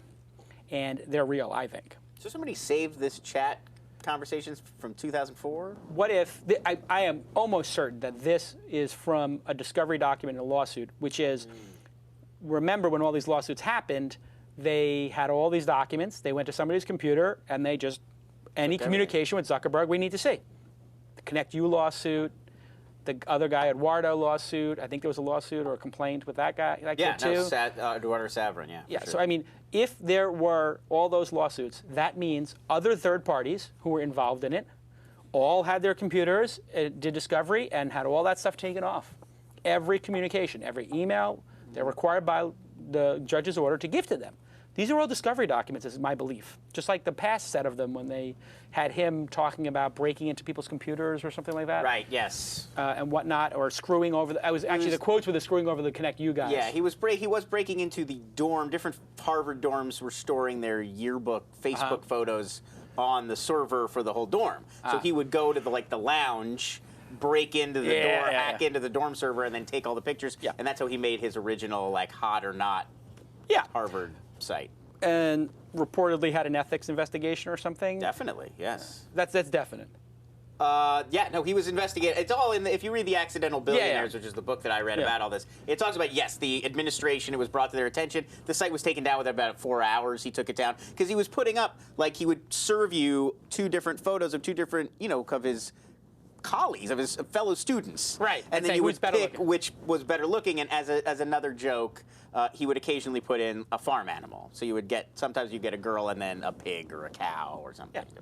So classy guy. Because it's hilarious, of course. So the quotes, I think a reasonable person could say these are real quotes. It certainly and seems certainly like it if could be Facebook. real. Well, the other way is Facebook didn't deny them, and they did make a statement about them, and they said, we're not going to comment on things he might have said or might not have said years ago, which is basically saying, we're not going to... Yeah, it's not a denial. That's not a denial, and trust me, if somebody puts out a fake I am from me, I'm like, that's not true, I'm suing you, right? And I think Facebook's got enough lawyers. They don't want to do a lawsuit or a takedown notice that that's false. Yeah. If it's not, because it would look really bad.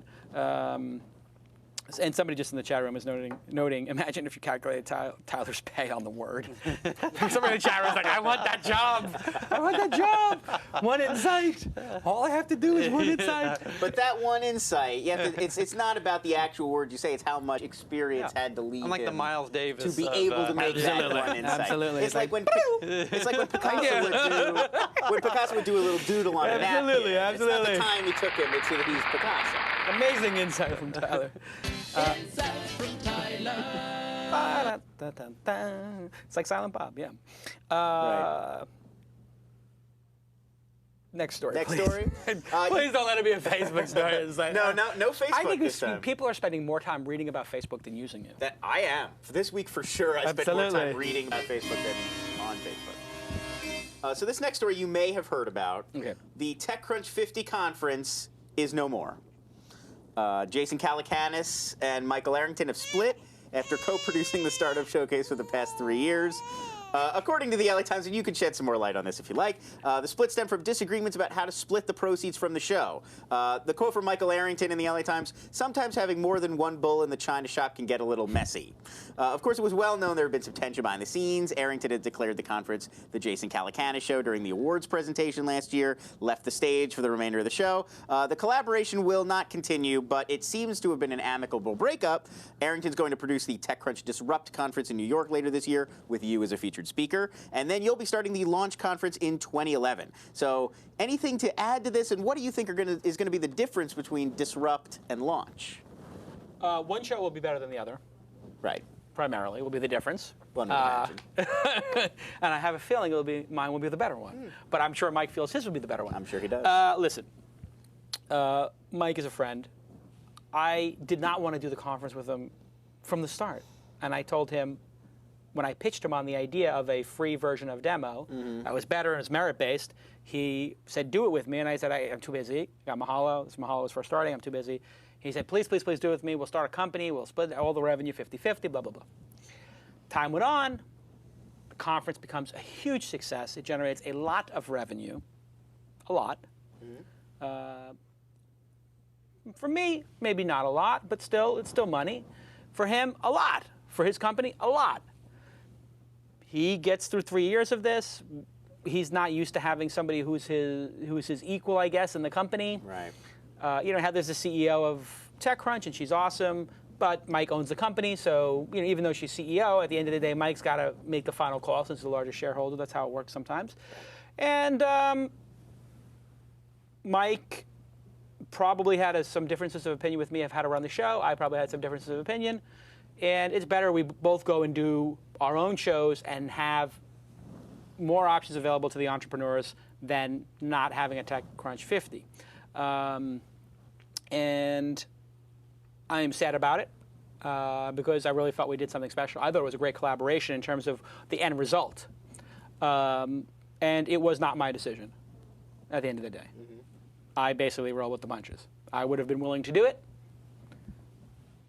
He didn't want to do it with me anymore. So I have two choices. Either I can accept a much smaller amount of money than I deserve and then I actually own of the thing, Right. or we can both go off and do our own thing. Well, if I own 50%, I own 50%. That's how it is. Yeah. You know, you don't get to change that now. And so, good luck to him. And the launch conference is going to take another approach. Anytime I'm in a bad situation as an entrepreneur, I try to look at it and say, how could I turn this and make it the best possible situation for me? And it's very hard to do that because it's like, okay, this is a total screw up. It is a total screw up, that TechCrunch 50, the fourth most profitable tech conference behind D, TED, and the Web 2.0. And I think the fourth most, and I think probably one of the two most important, you know, definitely in the top 4 in terms of revenue, and in the top 2 or 3 regarding importance. Yeah, it's really important to people. That's after just 3 years. So I really would have liked to see what this was like in year 10. Yeah. And I didn't have any problem splitting the money, even though it was my idea. You know. So anyway, I gave it a lot of thought, and I obviously have Tyler's counsel in this. And I thought, what can I do to make this conference more accessible? And I think there'll be 2 things. One, it's going to be possible for a much larger group of people to be able to afford to come to this event. I'm not going to say anything how specifically pricing because we haven't decided exactly, but I am committed to making this something that everybody who's listening to my voice right now can afford in some way. Right. Yeah. I may have to change some aspects of it. You know, you may not be eating sushi for lunch. Maybe I'm not even going to provide you lunch. Maybe you got to go out. You're on your own for lunch. Right. But I want more people there, and I want to make it more accessible. The second thing is I don't need the money from it. So, and I never did it for the money. The money was just a consequence of the success. Right. Like many things. As such, now that I have Open Angel Forum doing really well, I have committed to taking any profits from the event, and I will personally invest those back into the startup companies who present or who are in the demo pit if they want me involved in their angel round. And the timing works out. So I don't know exactly how we're going to do that. But that's my basic commitment. It's subject to me changing it, of course, in my conference. But that's my concept right now, which is you come there. And so if you look at it, demo, the first offering, charged you $18,500. Yeah. TechCrunch 50, my innovation, my idea, was to take money out of the equation. You'd be based on merit. So, and I said, wouldn't it be amazing if we could give a prize of $50,000 to one person? Well, actually, it was my idea to do $25,000, and Mike said let's double it, actually, because he said $25,000 is not enough. So give him credit for making it bigger. So now $50,000 as a prize, and nobody pays. That's pretty innovative. Yeah. Now, what if all 50 companies, or 25 of the 50, wind up getting some little amount of angel investing from myself? Then I would, basically, the way I look at it, if I don't need the money, I am doubling down. I am basically taking the money that I could be buying more Teslas or playing on high-stakes poker or whatever nonsense I want to do with it, and saying, I'm going to invest it in the companies. I'm going to take long-term greed over short-term greed. Yeah. And I'm a long guy. I like long. And so if you presented this, you will get to be on stage in front of all these people and have an incredible launch. And perhaps you will allow me, and I consider it allowing me, giving me the honor of investing in your company. Because I do consider when you're an investor, angel investor, it is your honor to be able to invest in these companies and to participate in their success and to try and help them. And that's how I look at Blippy, GGGT, Backupify, Postabon, all the Gowalla, all the companies I've been so lucky to invest in. And I tell the entrepreneurs that, thank you for including me. Because I know you don't have to, because there's so much money out there. And so that's my, that's part of my pitch to the world. And you know what? I don't have anything to prove anymore. You know, it was my idea for a conference. Obviously, I was the host of it more than Mike was, because he just doesn't enjoy hosting as much as I do, and that's sort of its adjacent show. But Mike's a great guy. He's still my friend. I'm going to be at his conference. He's going to be at my conference. And so everybody wants us to be this big breakup where we say nasty things about each other. That's just the internet. People love conflict. And you know what? Mike and I talked about it, and I was like, hey, Mike, maybe we should have a big fight. It would probably help ticket sales, yeah. Of course it would help ticket sales. And you know what? I would be the one who probably would benefit from the fight more than he would. Because to be honest, he's gotten his ass kicked a little bit of late. between the juju and the this and the that and the people attacking him. And I don't want to do that to my friend. Right, yeah. And you know what? If I was a selfish guy, I would start a fight with him, and I would come up with all these different ways to bait him and, try to do link bait. But the truth is, I don't have anything bad to say about Mike. He's my friend. I wish we could have done the conference together. It didn't work for him. It's a business decision. Yeah. Okay, so if we both own half of it, and neither of us, and you don't want to go forward, I can't make you, and you can't take it without me. So therefore, it has to be, shut down. Yeah. And as a business decision, I give business advice here. I'm not going to sit here and cry. I know I'm good. The launch conference is going to be amazing. It'll be the best conference in the technology business within 3 years. I guarantee it. And I think it will be the most profitable one. Not that I care about the profits, and I will reinvest that money. And I am going to create a new business model for conferences. And I am going to destroy any other conference that charges people. And if people want to doubt my wherewithal, they can look at what I did to the Kretsu Forum and the Open Angel Forum. That was just like an aside. And I really think certain people are underestimating me. And that's when I'm at my best, is when people underestimate me. My whole life, people underestimated me. And that's when I get a fire in my belly. So to all you competitors out there, you don't want JCal on your team? Okay. Now you have JCal as a competitor.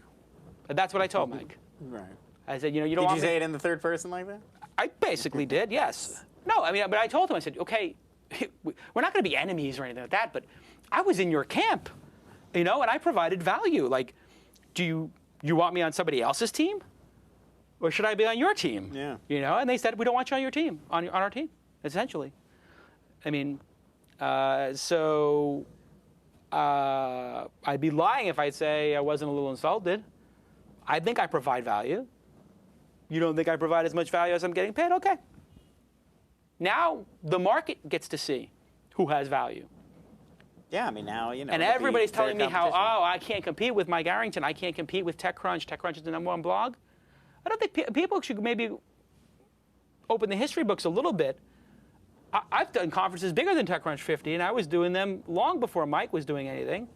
And I taught Mike Arrington how to do a tech conference. He didn't have any tech conferences before I was there. And so it's on. It's on. And trust me, I have a fire in my belly about it. Yeah. And I want the launch conference to be better than TechCrunch 50. And it will be. I got a killer idea for the model on launch. It just occurred to me during the show. I wish I could say it during the show, but then I can't let it out. What, everybody who gets on stage gets a free MacBook Air? Or they give a MacBook Air to get on stage? Yes, that's right. Any company that wants to come has to give you a MacBook Air. No, it is on like a Donkey Kong. And that, again, Mike's my friend. But well, it's business. This is not. It is business. This is not friend. And I have to tell you, like, there are a lot of other publications out there that compete with TechCrunch, who are begging me to do this conference with them or other conferences, with bigger readership than TechCrunch, much bigger readership, much more well known. So I don't understand it, but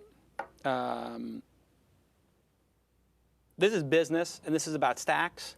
And it's about reputation now. And I have to put on a great show because now my reputation is at stake. I honestly believe that. And I am going mental about it. It's interesting because for you, it wasn't about the money. It was never about the money. But for them, it's about money. Right. But that's where the divergence sort of stems from. Yeah. So it leads to building a conference in a different way. And I think they're more limited in the types of conference they could do in terms of innovation because they need the money aspect of it. Where philosophically, and Disrupt is more of the traditional sort of panel approach around a theme. Yeah. Or the last one was the live stream theme. Right. Yeah.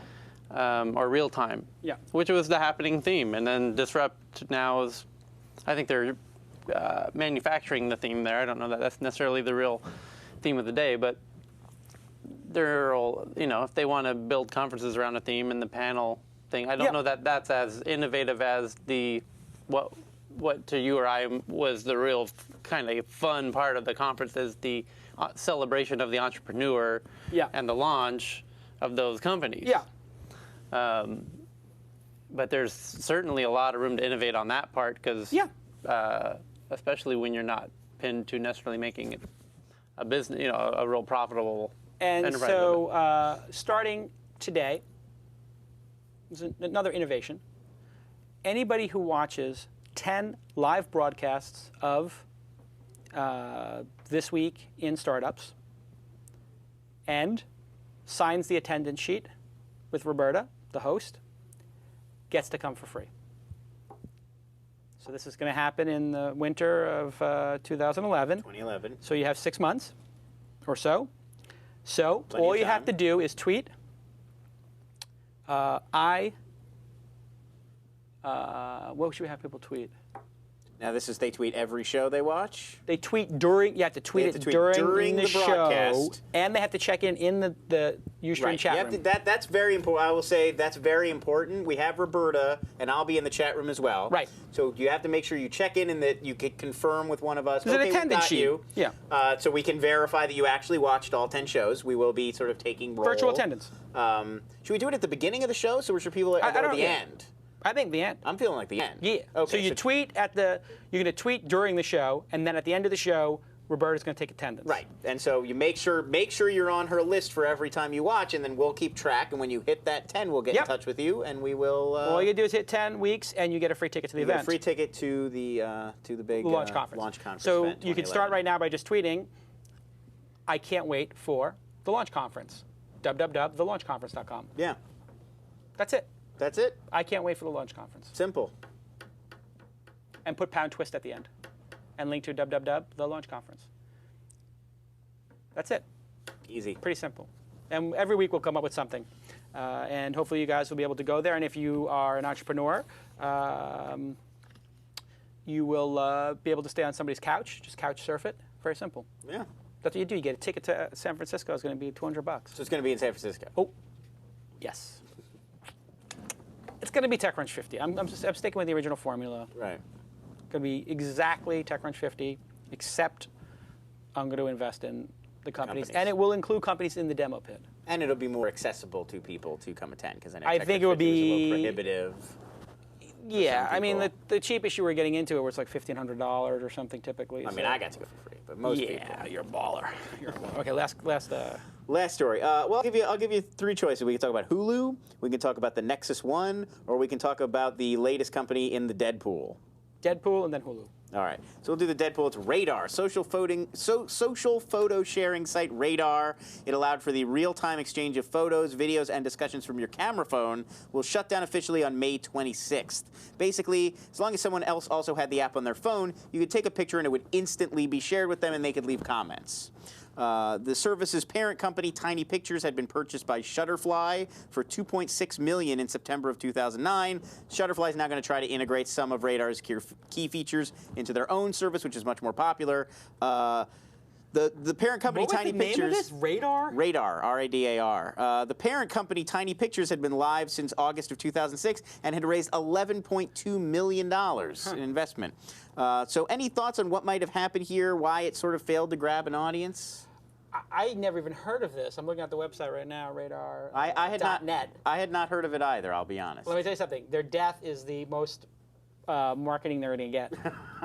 That's the sad part. Listen, photo sharing, that's a tough space to be in. Just feels like Flickr great space and to be in Facebook. great space to be in '99 or 2000, but a terrible space to be in now. I mean, Flickr is a juggernaut, and Facebook's got photos. Flickr and Facebook. It just shows you what how more do you quickly need? something becomes featureized. Yeah. And photos have been featureized for a long time. It's not really a standalone business. So anytime anybody pitches me on any kind of an image sharing site, unless you have you solve some massive problem like SmugMug or Flickr does or Facebook Or if does. someone finally figures out the identity of stuff in auto generation. And people want that. And if people want somebody's going to get there. I mean, And that does would People be, really do want that, like, But doesn't search Facebook and have that the now? audit. But you have to doesn't tag work. it. Or Google has you have to tag You tag it. But He means Google, automated. I think Google Picasso has it now. It's in the software. It doesn't work. It doesn't work, though. Yeah. Right. So, okay. But that's a feature for like 1% of the audience. I don't know if that's going to make you, I mean, it's a great feature to sell to Flickr or Google for their services, but I don't think it's going to make or break a company. Just, you got to know when a space is featureized, and that is a featureized space. Next story. Hulu. Hulu. Hulu revamped its video player this week, made it larger, it added adaptive bitrate streaming, it improved the content recommendation system, and users will now notice they're getting more personalized ads when they're logged in, thanks to a new feature dubbed Ad Tailor. It lets them state whether or not a particular ad is relevant. It replaces the thumbs up, thumbs down on this ad. You can say it's actually going to ask, is this ad relevant to you? Based on your selections, it'll serve you up more relevant ads. However, in a post to the Hulu blog, VP of Product Eugene Wei wrote that the company would not be embracing HTML5 because the technology isn't ready to serve the needs of its viewers, content partners, or advertisers. Read that. They don't know how to serve ads on it effectively yet. What chance does Hulu have to stay competitive with sites like Netflix if it doesn't work on iPhones, iPads, and other devices like it? And can Hulu even move into streaming on portable devices or TV boxes without angering the content partners at the studios who don't want more competition for their televised shows? Basically, is there a way out of this for Hulu? You live by the sword, you die by the sword. They are owned by the television companies. Yeah. And so that got them the content. Right. And when they will have that content only if it does not interfere with the other revenue streams. And so if there's more money to be made in other places or from subscriptions, they would rather less people see it and make the money from subscriptions. So, I don't think Hulu's in any sort of danger of going away or, not being relevant. But it's certainly never going to be able to live up to its potential when in the current television structure, which is driven largely by, this sort of idea of exclusivity in a market, and they have affiliates, and so sometimes the city is, the NBC affiliate is owned by one person, not by NBC, the parent company. Sometimes they own their affiliates, but they went with an affiliate, like basically a franchise model for television. And so they don't have that control. I don't understand why these television companies, these television networks just don't go buy every single affiliate. I mean, that's where the cable companies, I think, have something, somewhat of an advantage. It's like, we are AMC, and we make a decision, and they don't have to ask anybody's permission. Yeah, AMC in Phoenix is the same as AMC in Chattanooga. Right? Yeah, so the strength of the local person is, I guess, they have more of a vested interest to fight for that local community or whatever, but then you got to get this sort of decision-making process of, like, do we all want Jay Leno at 10 o'clock or not? And, we're going to shove it down your throats or whatever. And, I mean, even in that case, they didn't win that one. I mean, I guess they won ultimately, but they didn't get to fight that one, and so you just have this, I guess, unnatural tension. And it's not a good business tension. But at the end of the day, watching television on an iPad is delightful. I watched my first movie, a film about Werner Herzog called The Burden of Dreams. Yes.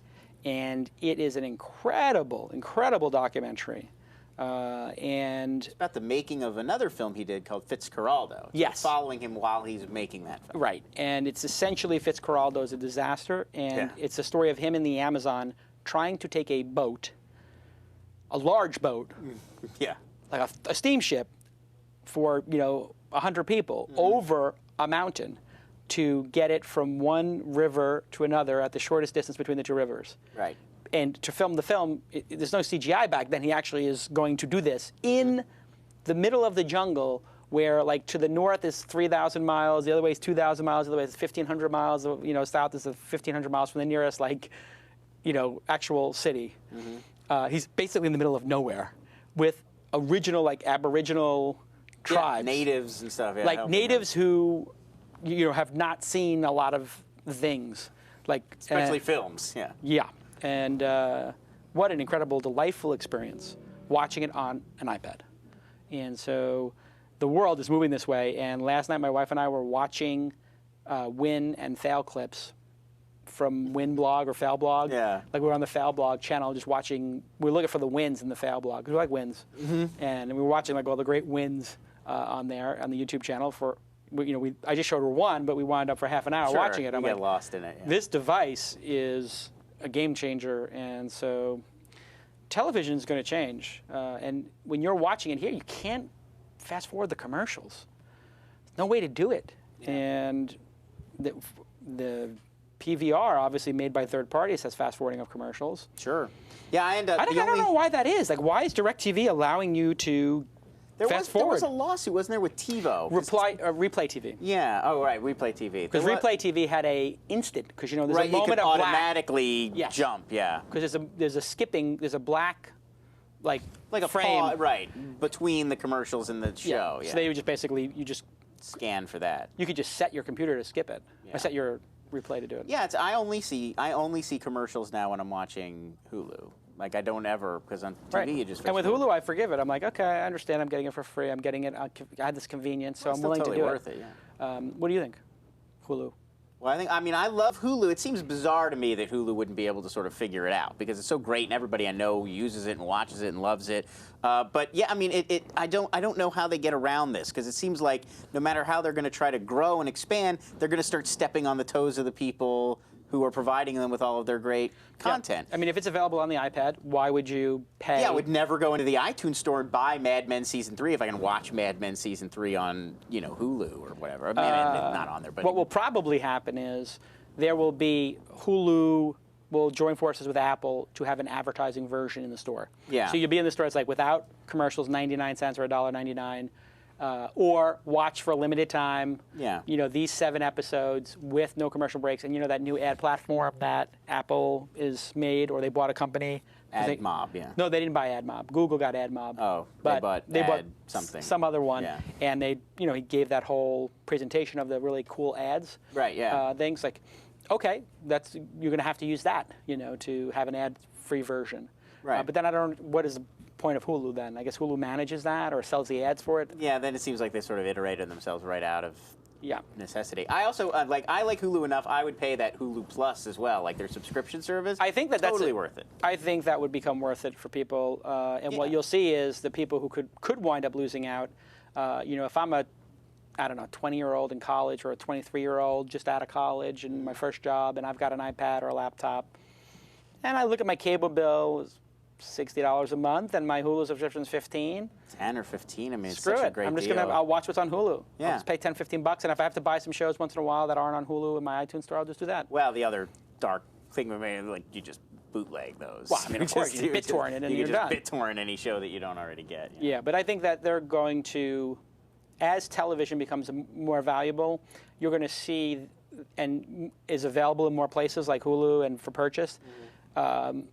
Just like the music industry has gone down to the sort of individual level, we're going to see individual level enforcement of piracy on television shows and on movies. And I think actually I saw something on Tech Meme about the Hurt Locker. The Hurt Lockers going after actual individuals. People. That's the first I've heard of, really, except for like the Hulk pre-cut. But that was they went after one specific person. Yeah, the guy who leaked it. Right. No, now they're saying anybody who downloads the Hurt Locker online. They're going to go after. Yeah. Question I have is, if you buy that stuff, or if you have Netflix, morally, is it wrong to download the? Well, Netflix BitTorrent? doesn't have everything, so. No, but let's say you have Netflix and you can get it in the mail. But you download it instead. Where does that put you? I mean, I'm not. I know, obviously, still illegal on a technical basis, but I'm just saying, on a moral basis, is it? If you own the DVD to it, is it moral to download the BitTorrent if you don't want to encode it? It's interesting. This debate, I remember having this debate in college because that was the first time there were modded PlayStations. You remember the first time people figured out they could solder and they could play bootleg PlayStation? I knew a ton of people who they would like loan out a PlayStation game where it would get scratched. Right. And then they would just download a free copy. They're like, hey, I already paid for this. Right. So then you're in that really weird moral ground where it's like, you do deserve a copy. Yeah. I love subscriptions. I mean, I have a subscription to Rhapsody, and Rhapsody 2.0 just came out, and I use the Rhapsody 2.0 application, even though it's only for iPhone and not scaled up for iPad yet. It works. But it has all my playlists, and it's like I can listen to any thing anytime I want, and it's crazy. Does Spotify have their iPhone app out yet? There is one, but you have to be a premium member. I am. I mean, I have a press review copy that I can review the press. All right, let's end the show. Thank you, Lon. You did a great job on the news. Thank you, Tyler, with the wonderful trifecta of insights, or maybe it was 2, but you got credit for 3. It was 2. And I'm sure that'll be in the show notes. Thank you to DNA Mail, Ustream, WebSpy, and PowerVPS for sponsoring the show, especially thanks to Ustream, who's been a sponsor from the beginning. We really appreciate it. Thank you to everybody for the words of support regarding the launch conference. I am going to take it really seriously and try to get everybody involved. And it does mean a lot to me to get those supporting emails from everybody. Thanks to the crew. Great job. The show has been running flawlessly. The crew has been doing a great job. Flawless today. Flawless. I didn't see a single sound quality has been great. Intro. Sound quality is great. The visuals too are looking better. Interestingly enough, the thing people started complaining about when we first started the network, Kevin Pollak's show, my show, was production quality. Yeah. Oh, the sound, the lighting, this person looks like they're, Indian, and I know they're Irish. This Irish person looks like they're, It's immediately apparent. As soon as you start watching, if there's an audio hiccup or something, you notice it right away. Now we're down to, refining it, how long is the show, what's the pace, really sort of very how good are the guests? How good are the guests, production how quality. Good is the what did you think of Skype, by the way, because you set it up? That's what I was going to jump in with before. I mean, it's obviously there's no replacement for having a real live conversation between people, but I think the Skype works really well, and just from a behind-the-scenes perspective, we can get a lot more amazing guests on the show if we can Skype them in. I think the sky's the limit. Yeah, I mean, in terms of Skype, getting together this Groupon Andrew Mason interview, who was great, and getting him on the show, I mean, was so much easier than trying to, let everybody look at our schedules and try to figure out I'm going to be in LA for a day and a half, and, I mean, these people are really intensely busy, and so having this as an option, as a fallback, I think it works really well. You can still have an interesting discussion. And the other thing that I really liked is you get to see their office. You get to see the inside of Groupon. It feels a little insidery. Interesting, yeah. You get a little insight into what how their office is run, how many employees they have, how big a space, where they work. I mean, it was interesting to see he was in this little nook, just out in the open in his office. Let's take it, to another location. So I kind of enjoy it. Yeah, I mean, it's obvious if we can't. I mean, when is he going to be in LA? Right. How do we coordinate that? And now we can get him on this week when Groupon is so in everybody's mind and everybody's talking about it. Yeah, it's just so much more timely. Yeah. But in that case, let's have Zuckerberg next week. I'm on it. Chances of Zuckerberg appear. I love how Mike Arrington writes this whole big defense of Zuckerberg. I was just like. I was like, in the comments, he's getting destroyed. I'm like, Mike, the only reason you're doing that is so he can speak at the Disrupt conference. I mean, what are the chances Zuckerberg's coming to the launch conference? Yeah. And there is an open casting call next Saturday, not tomorrow. Right. Yes, the 22nd, May 22nd. If you are in the Southern California area near Santa Monica, you want to be involved with the This Weekend Network, we're looking for, we've got a ton of shows we want to do. We've got a ton of shows that we already do that we'd like to sort of mix it up a little and get some We don't fresh want to do blood. all tech shows. That's a misconception. We're not competing against Leo. We want to do This Week in Video Games, or This Week in Movies, or This Week in Poker, or This Week in Shopping. Whatever. We want to do things We have some entertainment stuff. We have some lifestyle ones, too, that we're looking to get into. Great. In terms of food, fitness, those kind of topics. Right. We've got a lot of diverse kinds of shows we want to start. And we have shows right now that we're already doing that, we've got the same people hosting a bunch of different shows. We'd like to mix it up a little and get some new people. So we're looking for, a lot of people. If you're, male, female, different ages, different areas of expertise, doesn't matter. Come on by and say hello. And we're hoping to get some interesting new faces in here. And myself and Kevin Pollak will be doing the interviews. Yes. Well, you'll be the last round. They'll have to get through a bunch of us. So we'll probably look at 10 or 20 of them and have a discussion. We'll put it on Ustream or something. I think we're going. I don't know if we're going to live stream. We of course we should live. Yeah. We're definitely going to. Then the audience, if we do it live, then the audience can vote on what they think of them. Right. So we'll have you and Kevin in the studio, and we'll stream that, and then we'll have. It might be good actually to put the chat room up there and blow it up on the big screen in here, so that while they're doing it, you can get them a little uncomfortable and hear what the audience is saying. Oh, wow. Because you want to see if they can handle an online audience. Criticize them. I mean, look at the criticism you get from the online audience. Every day, incessantly. Mostly YouTube. Mostly on YouTube is incredible. Oh my God, it's so brutal. I love it. We will see you all next time. This has been episode 52 of This Week in Startups, and stay tuned at 4 p.m. This Week in Android coming up next. Spiked out, I could trip a referee. Tell by my attitude that I most definitely from.